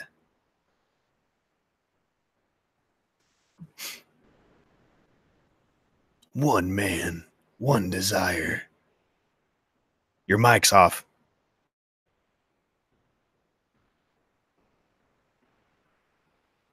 I can't hear you at all. You're talking, but you're not talking, you know? So now we can talk about Blake, because he can't talk back. No defense. Only offense for Andy. Oh, okay. How about now? Now I can hear you. This is weird. Dude, you want to know something? What? There was one point in my life where I considered myself a gamer. Like I played Halo all the time. I used to go to like Halo tournaments and stuff like that. My son's 6 now. So he's getting up there in the age. We've been playing, we have like an older Call of Duty, like Call of Duty 3 Black Ops or something like that. Dude, we've been playing the crap out of some zombies, dude, and it's so much fun. Dude, you know what sucks? When I was a kid, my favorite game, and I still believe it's the best game ever made, was Call of Duty, Modern Warfare 2. Okay. And I had somebody hack it for me. I played, I loved it, and then Call of Duty or whoever permanently banned my account from that game. Oh, yeah. So I can't play my favorite game ever, dude. It sucks. That's what happens when you're a dumb kid, man. Like, buy another Xbox, dude. It used to happen to us back in the day. We used to cheat playing Halo. Ban the IP address. Okay, go to IP check and I'll change my IP address. But dude, no, like zombies, totally fun. That's super fun, dude. I can play some Call of Duty Zombies all day. Mulching during the winter, I've actually never heard of that. The problem with that is I think a lot of people, well, one, I know this. December is a hard time to upsell anyone because you have Christmas. Holidays. Holidays are just a very expensive time of the year. So nobody's doing things they don't need to do to the house.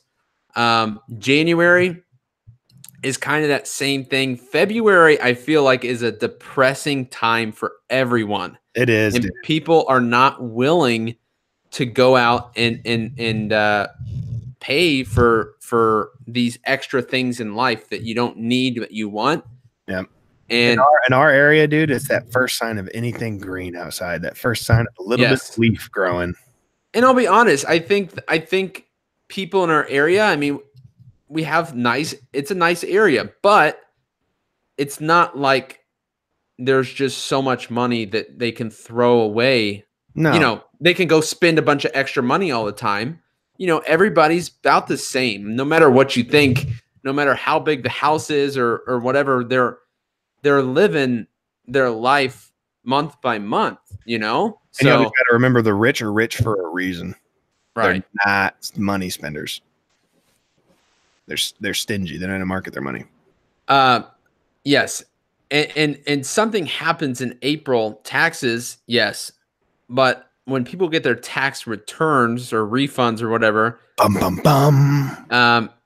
it's they just want to blow it. I mean, that's just the honest fact. So right. I do see like around April, May, from what I found is literally like the time people want mulch and they want rock and all these extra things. So for May, it's difficult for me because when I get a call, someone wants like a mulch job done. I'm like, I really just want to go fishing. I'll be honest with you. It's time for me to throw it out. So hey, my fountain is totally iced over. It looks cool. Does it? There's still got to be some kind of water coming out of it because it's always it comes in out the top still, but all around it's ice. It's pretty sweet. You should get on Amazon and see if there is like some sort of attachment you could do to that hose with the water that could like produce heat, like a heater, like a core for that. So it could be like -5 degrees outside and you still got the flowing, dude. That would be cool. Hold on. You find you get more work the sooner you call them back opposed to waiting. Yeah, dude. The faster you can get back in touch with someone, the less chance they're going to have to call more people. Dude.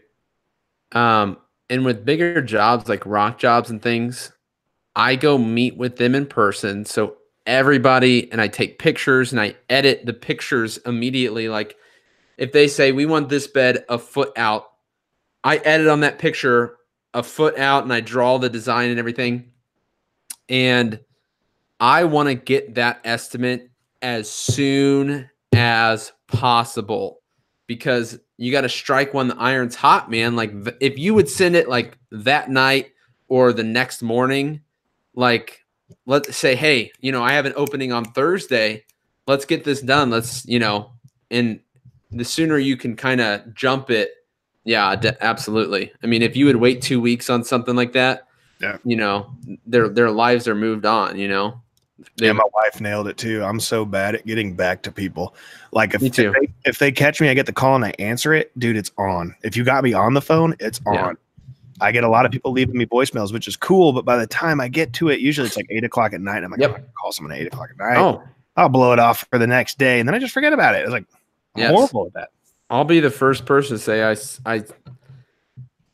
suck at answering phone. I suck at all that, and I suck at time, dude. But with those bigger jobs, I mean, with lawn mowing, it's like they don't really care. But those bigger jobs, there's a psychological thing when the wife and the husband say, "Let's get this rock job done."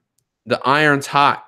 They call you, you meet with them. Let's get it done. But with mowing, it's like, oh, next week I need my lawn mowed. Oh, I'll call you back in the morning.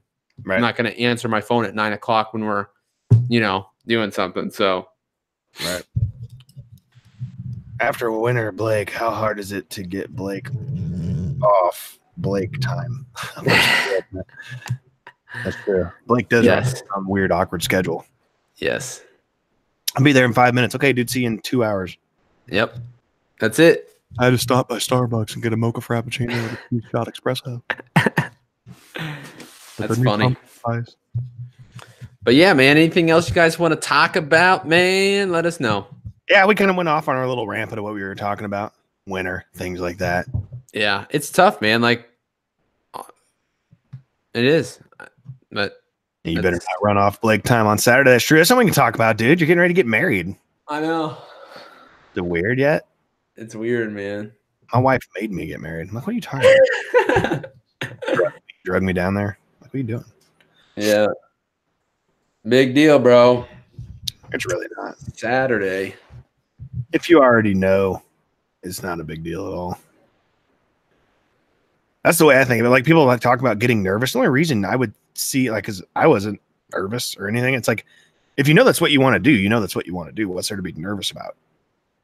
It's like it doesn't nervousness. I'm not nervous about that. I'm nervous about like all the little like events of the day where I have to do something. You know what I mean? Like, I don't know. That's what I'm nervous about, but it'll be all right. Yeah, remember, man, it's about you guys. It's not about anyone else. Yeah. You have any equipment for sale? What kind of money are you looking to spend, man? Yeah, dude. Honestly, I got a Snow Joe down here. I'm looking to sell. I'm gonna thin out the garage a little bit this year because I'm a kind of a hoarder. Like, I think deep down I'm a hoarder, and and I just have a lot of equipment that I don't touch. Yeah, I'm a hoarder with boxes. I'd rather just get rid of it, man, and make a little bit of money and not have it in the garage. So right. I'm kind of trying to figure out what I want to do with my small mower situation. I don't know, maybe buy that Gravely next year. Yeah, I think it's a good mower just to have. that 36 platform. Get rid of that Encore, I think. Daniel K, I appreciate both of your guys' videos. I am just a homeowner, but running cool gear. My lawn doesn't grow fast enough. Dude, I hear you, man. When I was just a homeowner, I wasn't doing this for a business. I always wanted the best stuff anyways. I didn't want to buy anything cheapy homeowner. I'm a homeowner now. You are. I can now have that title. If I do something that's not up to like professional standards, I'm like, dude, I'm a homeowner. I'm doing homeowner quality. Yeah, I talk about that stuff in videos too. It's like at the end of the day, not everything has to be commercial. I'm a homeowner too. I want to check out what this homeowner lawn tractor is like because shit, man, if I wasn't doing this, I want to see what it's about. You guys bag leaves, upcharge for throwing a bagger in the mowers. I don't bag anything, dude. I don't. I used to have an accelerator bagger, and sometimes I wish I still did, but I don't. I either mulch it or it's getting thrown on a trailer and I'm hauling it away. But no one wants to pay those prices, man. Yeah, I have that grass gobbler. Dude, they're messy, man. They're messy, they're heavy, and you're dumping it a ton. Yeah. It's got to be so much easier just to blow all the leaves to an area and get them on the trailer. Mm-hmm. It's just marriage. Back to the next day, exactly. Have a great wedding from La Coupe Royale. Thank you, sir. Thank you.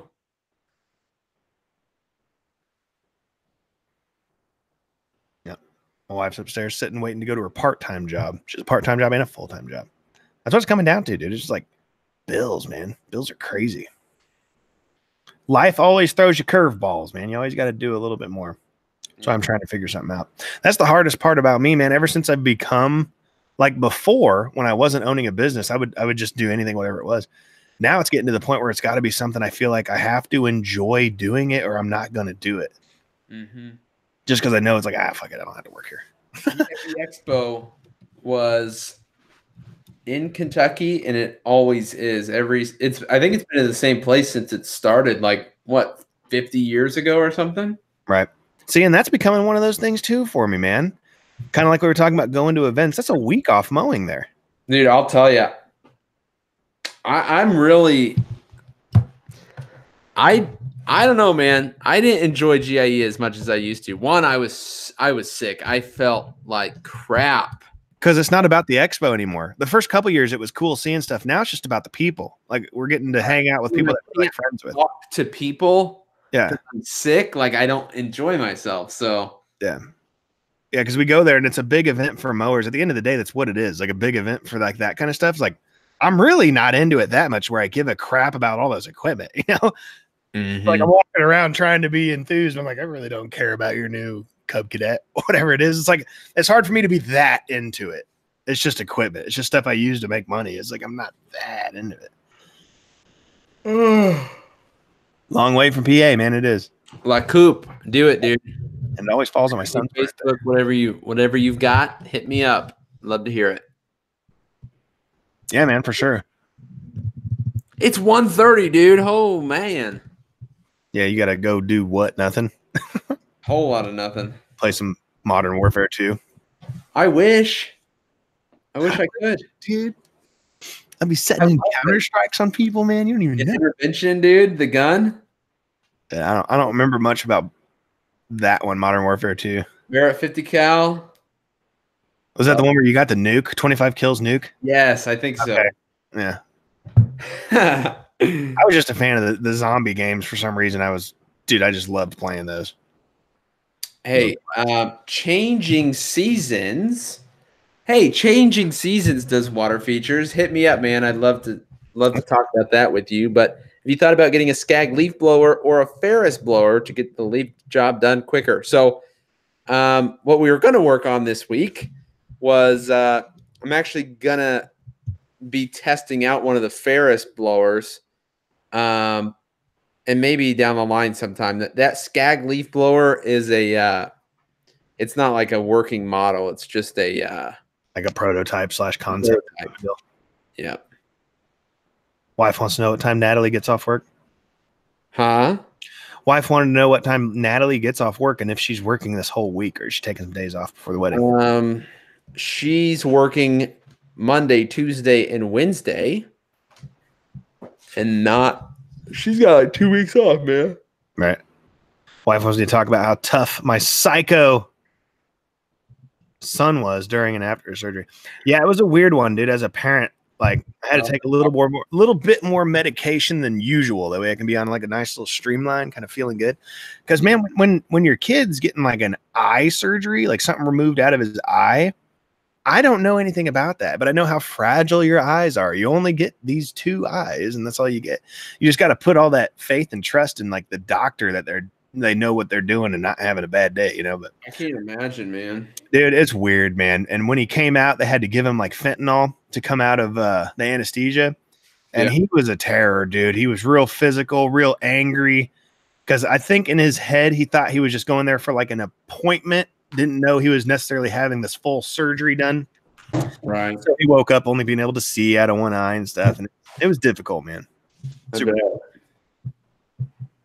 Yeah, nobody wants to see. And that's just one of those places, dude.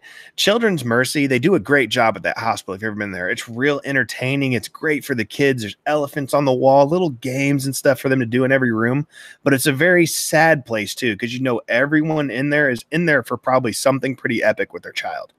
And there's a lot of kids around that have like some pretty severe problems. And it's kind of a depressing place in that way, too. Oh, yeah. But yeah, that's something I think I want to do maybe in a year or two once I kind of figure out life a little bit or have more money. But I want to do something as a community, maybe not even necessarily a lawn care community, but get people together, whether they're donating money or maybe gifts, and take those to Children's Mercy. Like one of those Toys for Tots type of deals. You know, I think that would be awesome to do. Oh, yeah. That'd be awesome. Aqualand when you was there, but Ferris Blower was the Hurricane. Briggs bought them out. Dude, he was at the Aqualand with you. Right on, right on. See, Blake, that's how big of a douche you are. You probably didn't even talk to this guy. That is so not true. Hey, I'm Blake. I'm too important. Get out of here, man. I'm out. Right. Yeah, right. No, I mean, you know, it's hard. Faces to names. Like business, super hard. It is like all lawn care company names are all something with similar, very similar. Here, like one of the things that gives me the most anxiety is when I get a phone call and answer, like, "Hey, what's up, man? This is Andy. Hey, this is Josh from such and such landscape," and I'm like, God, I feel like an ass right now because I have no idea who you are. Like, it's so hard, man. That's just, I mean. There's a lot of lawn care companies, man. No big deal. Yeah, that's cool too. There's 2 more things I can talk about when it comes to Children's Mercy and other stuff. Braden had a loose tooth when he went in there, so the anesthesiologist had to pull it because he had to be on like on breathing tubes and stuff like that. They had to pull his tooth, put it in the thing, and the doctor gave him $1 like as a tooth fairy, which is kind of cool. Yeah. But when we're in the waiting room, I mean, I mean like 100,000, but. And we gave him $20. Like, what tooth fairy gives a kid $20? Why do we give him $20? But we're all in the parents' waiting room. There's a lot of parents there waiting for their children to get out of surgery. And something that was cool is Quick Trip and someone else. I can't remember. But I know Quick Trip was one of them. But they donated a ton of sandwiches and fruit and stuff like that in giant boxes just for people that were in the waiting room. Like, they donated all that stuff. I guess they do it a lot. For like the family waiting to have like food to eat and stuff like that. Oh yeah. Yeah, that's pretty cool. Oh yeah. Yeah, well, I'm glad a lot of those companies think outside the box. And Quick Trip, dude, I'm not gonna lie. They gotta be one of the greatest companies, man. Oh my gosh. Quick Trip's legit, man. Even the people that work at Quick Trip get paid really good. They have a hard job. You know, when you go in there and there's like 45 people waiting to ring out, how fast does it happen though, man? Oh man, it's crazy. Those guys behind those registers get you in and out of there so fast. Hey, changing seasons. I apologize. That was another thing at the GIE, man. A lot of people were like thinking I was rude for not talking, but I was sick. Yeah, was sick. I avoided Blake, man. Like, that was the thing. Like, I wasn't trying to be. I was talking to someone. Like, you guys know me. When I'm in a group of people, I'm just trying to make people laugh and I'm saying dumb stuff. But I was thinking outside the box. I'm like, not for how popular Blake is with the younger generation. Everyone's going up to Blake and talking to him, shaking hands and fist bumping him. I'm like, he's probably made like 40 kids sick, like just from shaking hands and talking to people. I know. It was bad, man. Any big equipment investments next summer? No, man. I'm comfortable with where I'm at, and I really just want to make money and save money right now. That's kind of where I'm at right now. I've done a lot of spending on equipment for the last couple of years. If something comes up and I want to for like the tax write-off or something that I just need, sure. But I really want to get into having money, like saving it and having a collection of money. A germaphobe? I don't think Blake's a germaphobe. He gets his hands dirty every now and then. That proves you can get employees. Let's see what's at my desk. Where is it? You got anything cool? No. I've got some Honda hand sanitizer. Okay. That proves I'm a germaphobe. I got a Magpul SGA stock for my Remington 870. Oh, there you go. Yeah. Did a video this morning for G4 Outdoors talking about my top 5 upgrades for the Shield. I think it'll be a fun video.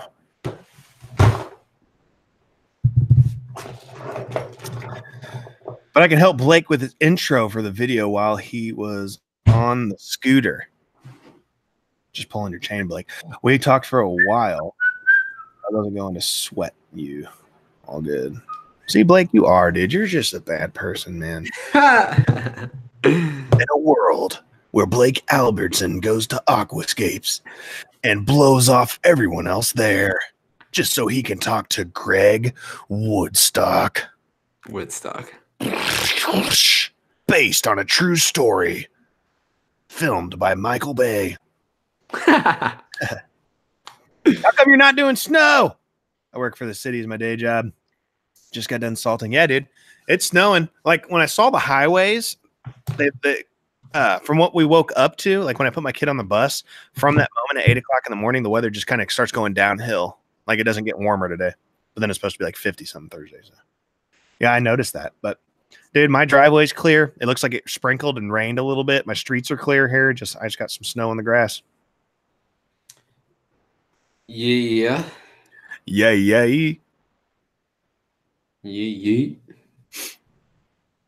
Shield is my daily care. Yeah, dude, it's mine too now. I hated that gun at first.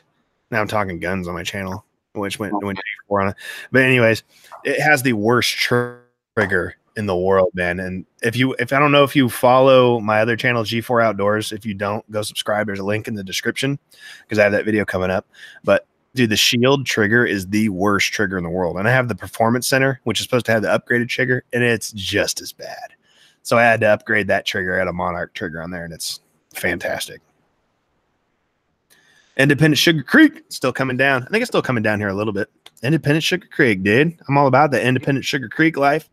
All through high school, I worked at the High Boy there, dude. Oh my gosh, did you really? I love that place. Dude, I gained 60 pounds working at High Boy. I love that place. Dude, don't get me started on High Boy. Buy one, get one free coupons. Trust me, I know about it. The best cheeseburgers, man. The best. Wow. Besides In-N-Out, yeah. Oh, we don't have an In-N-Out here. I'm talking about here. It's like everyone's like Five Guys is awesome. I'm like, dude, Five Guys is not as good as High Boy. Yeah, I don't like Five Guys. I'm not a big fan. Freddy's is good. Dude, Freddy's is really good, man. Their cheese fries are awesome. But now we're talking food again. Yeah, you're going to make me hungry, dude. No snow here, 18 degrees. 18 degrees is cold, man. Been snowing the whole time. The grease kills my stomach. And now our son, Braden, loves the chicken nuggets. Dude, High Boy's where it's at, man. I'm like back in the day, dude, I'd mess up sandwiches on purpose just to eat them. Yeah. Dude, I shouldn't have put those onions on there. Dude. Oh, man, you don't even know. I like my onion rings a little bit darker, so I'll just leave them in there, cook them up. Burn them. Can't give them to customers. The best part about working at a place like that, since it's not like a conglomerate like McDonald's, right? I'd be back there making up stuff that ain't even on the menu, dude. Like a double cheeseburger with a grilled cheese bun, dude. Like just making stuff. Like this is awesome. What? Dude, Stan Lee died? What? What? I think he's jacking. Be careful. All right, let's see. Dude. Kevin Hart's died like 12 times. No, he died today, dude. He was up there, man. That's crazy. He was up there. Man, I'll tell you. Crazy. Internet's crazy how fast stuff spreads. Yeah. Talk about a guy that invented a whole nother world. Dude. I'll pour some out on my computer for my dead homie, Stan Lee. He was 95. Dude, he made it longer than Hugh Hefner, I think. And 95 is up there, dude. That's old nowadays. Yeah. That's Most awesome. people don't make it that long. Wow. That's crazy. Thank you for letting us know. Wow. I did. I had a giant highway withdrawal when we moved up here. I used to like Culver's. I don't even like Culver's that much anymore. Yeah, I don't go. I'll tell you that my go-to place is Mod Pizza. I am addicted to Have you been to Blaze yet? I did. I didn't love it as much. Yeah, I haven't been there yet. Um, I'm a Chick-fil-A. I like Chick-fil-A, man. I just hate the line. Ours has always got a stupid ass line. it's okay. Like if I want fast food, I want some greasy Right. awesomeness. Like I love Freddy's. Dude, Freddy's is my way to go, man. Freddy's or even Steak and Shake's legit. It's kind of expensive and it's super slow. Because they have a dope menu, dude. Like a number 5, you get like a cheeseburger, a hot dog, and fries. I'm like, dude, that's a great combo right there. A Dewey's Pizza. I've never even heard of Dewey's Pizza. Whoa, man. Dewey's Pizza, isn't that like? I think I've seen one actually. I think that was in Louisville. Mission Barbecue. I think Kansas has a Mission Barbecue I've been to. Man, I'm gonna have to get off here and go eat, man. Just turn it into a food. Like, dude, don't get on the fat. Don't get on the Fat Kids podcast, man. Town Topic, dude. Town Topic downtown. I forgot about Town Topic. Those burgers. Town Topic's legit. I've never had it, man. It's good. I like Jimmy. If you're trying to go healthier, I like Jimmy John's. Dude, downtown though, there is some holes that people don't know about. Town Topic is definitely one of them. And Grinders, dude. Grinders is legit, dude. I don't like it. Dude, Grinders is all about the stoner, dude. When you go in there, you're like, you can get like a pepperoni pizza and you ask for it bombed, they'll put a load of what is it? Like chili cheese tots on your pizza. It's like wasn't it like really oniony? It just kind of depends on what you get, but they have so much other stuff besides. When you say Grinders, people think about pizza, but they have a dope Philly cheesesteak sandwich. Like they have a lot of other stuff too. Yeah, Town Topic's the balls, man. When I used to work restaurant in the world, though, one of them is Buffalo Wild Wings. Yeah, see, I like the atmosphere, but I don't care for the food. Really? Not really. See, I care for the food, not the atmosphere. See, if you want that style, even though it's not like a Buffalo Wild Wings, you need to go to the Brass Rail. They have the best menu, dude. Really? Okay. Have you been to the Brass Rail? I have. Yeah, that pool hall, dude. They have great food there, man. We're just going crazy right now on the food. Dude, yeah, dude. I want to hear everybody's favorite restaurants, man. Did you hear about that? What? The active shooter we had running around my neighborhood? I saw. Okay, no, tell me about it. And while everybody's commenting their favorite restaurants, tell us the story. Okay. The next street over from me, there was a guy breaking into some dude's truck. 2:30 in the morning, I believe it was. And the homeowner comes out with this great idea to go confront him while he's unarmed. So I guess the guy turns around and unloads like 4 shots at this dude, like while he's trying to break into his car, and takes off running through our neighborhood, like going through everyone's backyards and our yards and stuff. And the cops were just cruising our street over and over again with spotlights, checking out my shed, looking in my backyard and stuff. Are you serious? Oh yeah, dude. I'm locked up in the bedroom, got the shotty out. Like I'm just ready to do work on someone trying to break into my house, man. Like it's going down. You entered the wrong house, man. Wow. But yeah, dude. And at 1:13 in the morning, there's a sheriff's car parked outside my front yard. Okay. Lights on, chilling there. And he sits there for like 10, 15 minutes, does like a Yui and leaves. And within 5 minutes after that, you see this random dude. And this is 1:30 in the morning, is all caught on my Ring security cameras. I got them all around the house.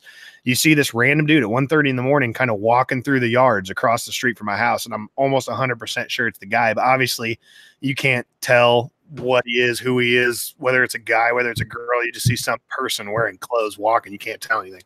But yeah, you're talking 1:30 in the morning. Ain't nobody out there walking unless you're doing jacked up stuff. Dang. But yeah, my neighborhood, 3 shootings in the last month. That's crazy. Yep. Huh. I guess it's Liberty, man. I moved out of Kansas City. Yeah. Got away from it. Got out of Independence.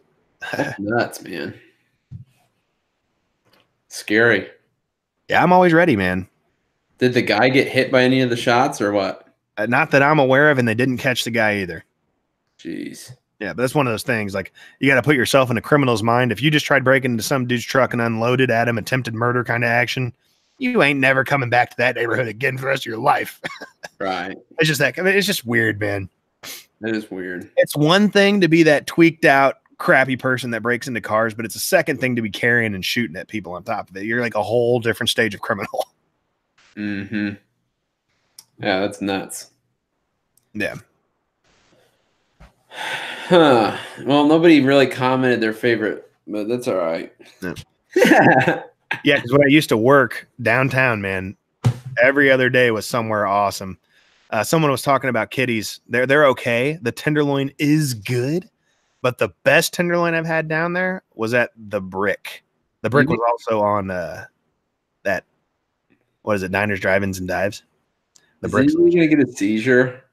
I know your lights are going nuts. Yeah, downtown, if you just drive around, you'll find some places. Best pizza ever. And I'm sure you probably haven't ever ate there. The best pizza you will ever have in your life is the Art of Pizza on 18th in Baltimore. Never seen it or never had it. Dude, it is the best. He actually has his water filtered in the restaurant to the same tap specs as New York. He makes the best New York style pizza in the world. Really? Dude, it's good. Art of Pizza, hands down, better than the Bronx. Huh. The Brick is good, dude. And they have sweet potato fries, which is awesome. Ew. Sweet potato. You like that? I like sweet potato fries. Really? That's about my limits for sweet potato. Yep. Never would have thought. Yeah, but I don't know, man. As far as Liberty, we don't really have that much going on in the fast food realm. It's all like major companies. I hate the typical stuff. Like, I can't stand McDonald's. Like, I'm not doing McDonald's. Yeah. Yeah, we went off. People in here talking about blowers and stuff. Talking about food. I've been on a Taco Bell kick lately, too. I'm hungry. Go get some. Actually, you're in a weird place because you don't have anything close like I do. You used to. You been to Qdobo's yet? Yeah.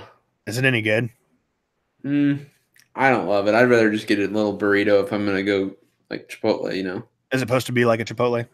Yeah, it's pretty similar. Yeah. Yeah, but dude, if there was a go-to, if every restaurant could shut down here but one, I would keep Freddy's open for sure. Yeah, it's good. Yeah, dude, that chicken place, places. Yeah, Perkins closed, and they did whatever that place is that's there, and all they sell is chicken strips. Yeah. Like, it's the dumbest menu ever. Like, you sell a chicken sandwich, which is 2 chicken strips on bread. Chicken strips and, like, mashed potatoes. That's all you sell. I like Pizza Hut, too. I think it's dude, I don't know. They got rid of Little Caesars, man. I used to love Little Caesars. $5 for some crazy bread. That's what's up. Crazy bread. Dude, Little Caesars is it. It's good. That's funny. That buddy that I went and brought gas to who ran out of gas, he gave me a coupon for buy one, get one free pizzas at CC's. I picked up CC's pizzas. I'm like, oh my God, those are trash. I mean, it was good because it was different than the usual pizza, but it's trash. I was like, CC's? Wow, what is CC's? They've been there forever. CC's. Where fun and fantasy meet. Casey's breakfast pizza sausage. That's where it's at too, man. You get a fresh, hot Casey's breakfast pizza. Boy, hands down. Got 34 people in here watching us talk about food right now. I know. Oh, you getting on Uber Eats right now? Dude, I'm thinking about it. I've never done that though. Did we have? We've done it. Yeah, because Worked they'll out deliver some random places. No spit in the pizza. No. It's Uber, dude. They'll get that 1-star review. They ain't about that life.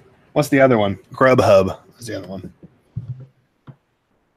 Eating pizza from Sam's Club right now. I used to like those, dude. Sam's got good hot dogs too. I know about that. Should call this the food podcast from now on. You're ordering something, aren't you?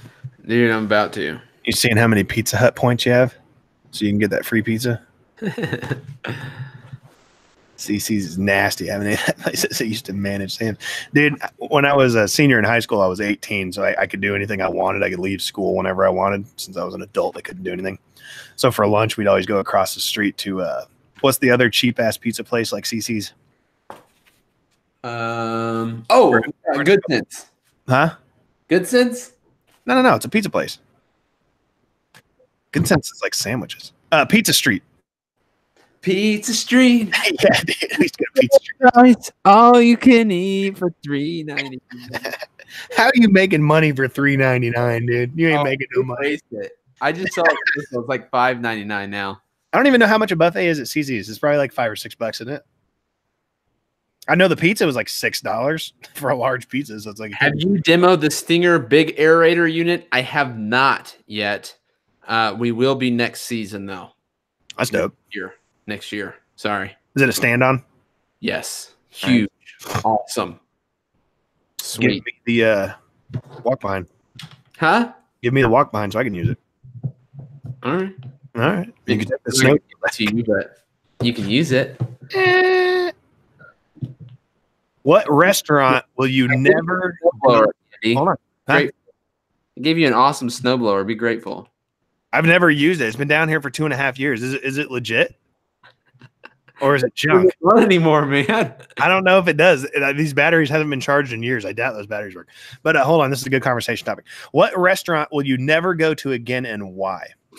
Mine is Stroud's, that chicken place. Yeah. When I used to work for Belfani, I had to go up there for some reason. I can't remember what it was. Someone's truck broke down or something. They had the nastiest, grossest kitchen I have ever seen in my life. My mom worked there for 1 hour.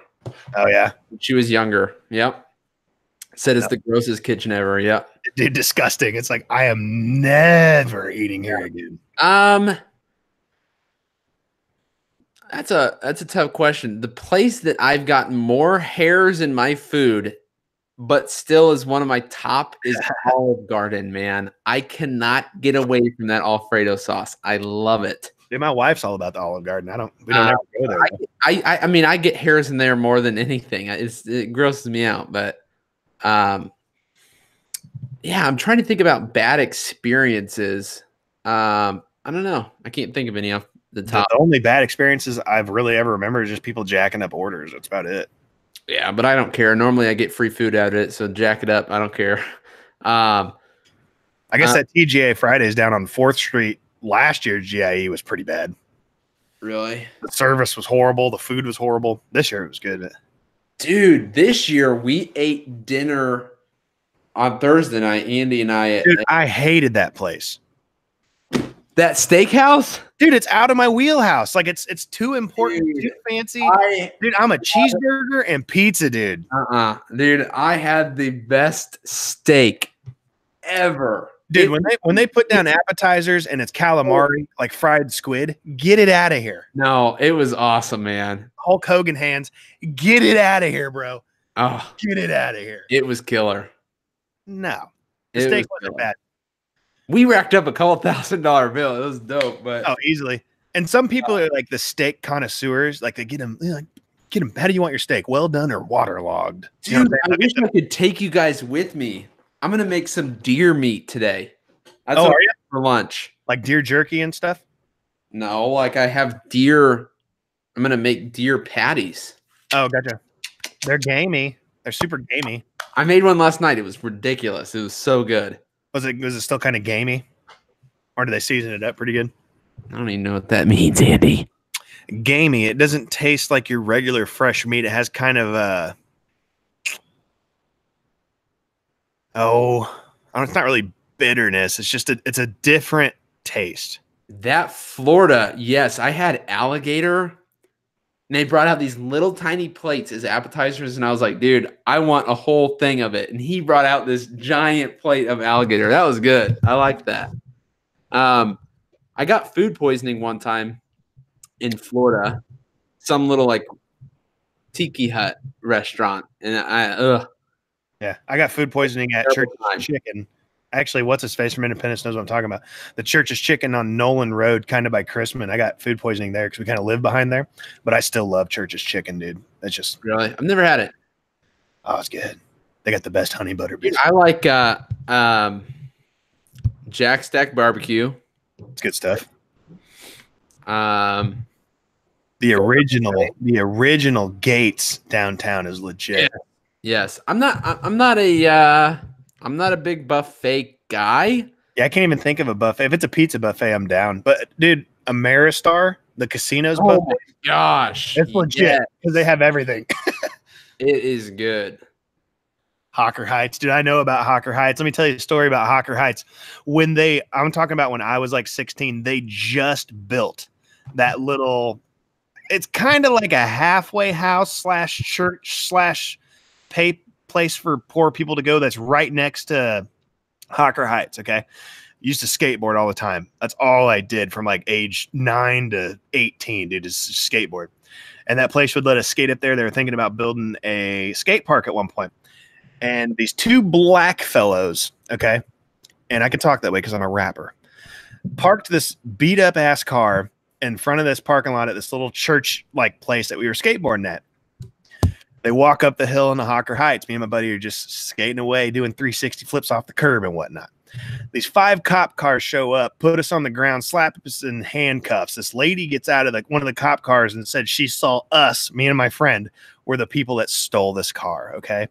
So I'm in jail for like 3 hours because this random lady who's just pissed off, who originally told the cops that 2 darker hued fellows stole this car and she saw them, and then she arrests these 2 white kids and says no, it was them because we were by the car skateboarding, I guess.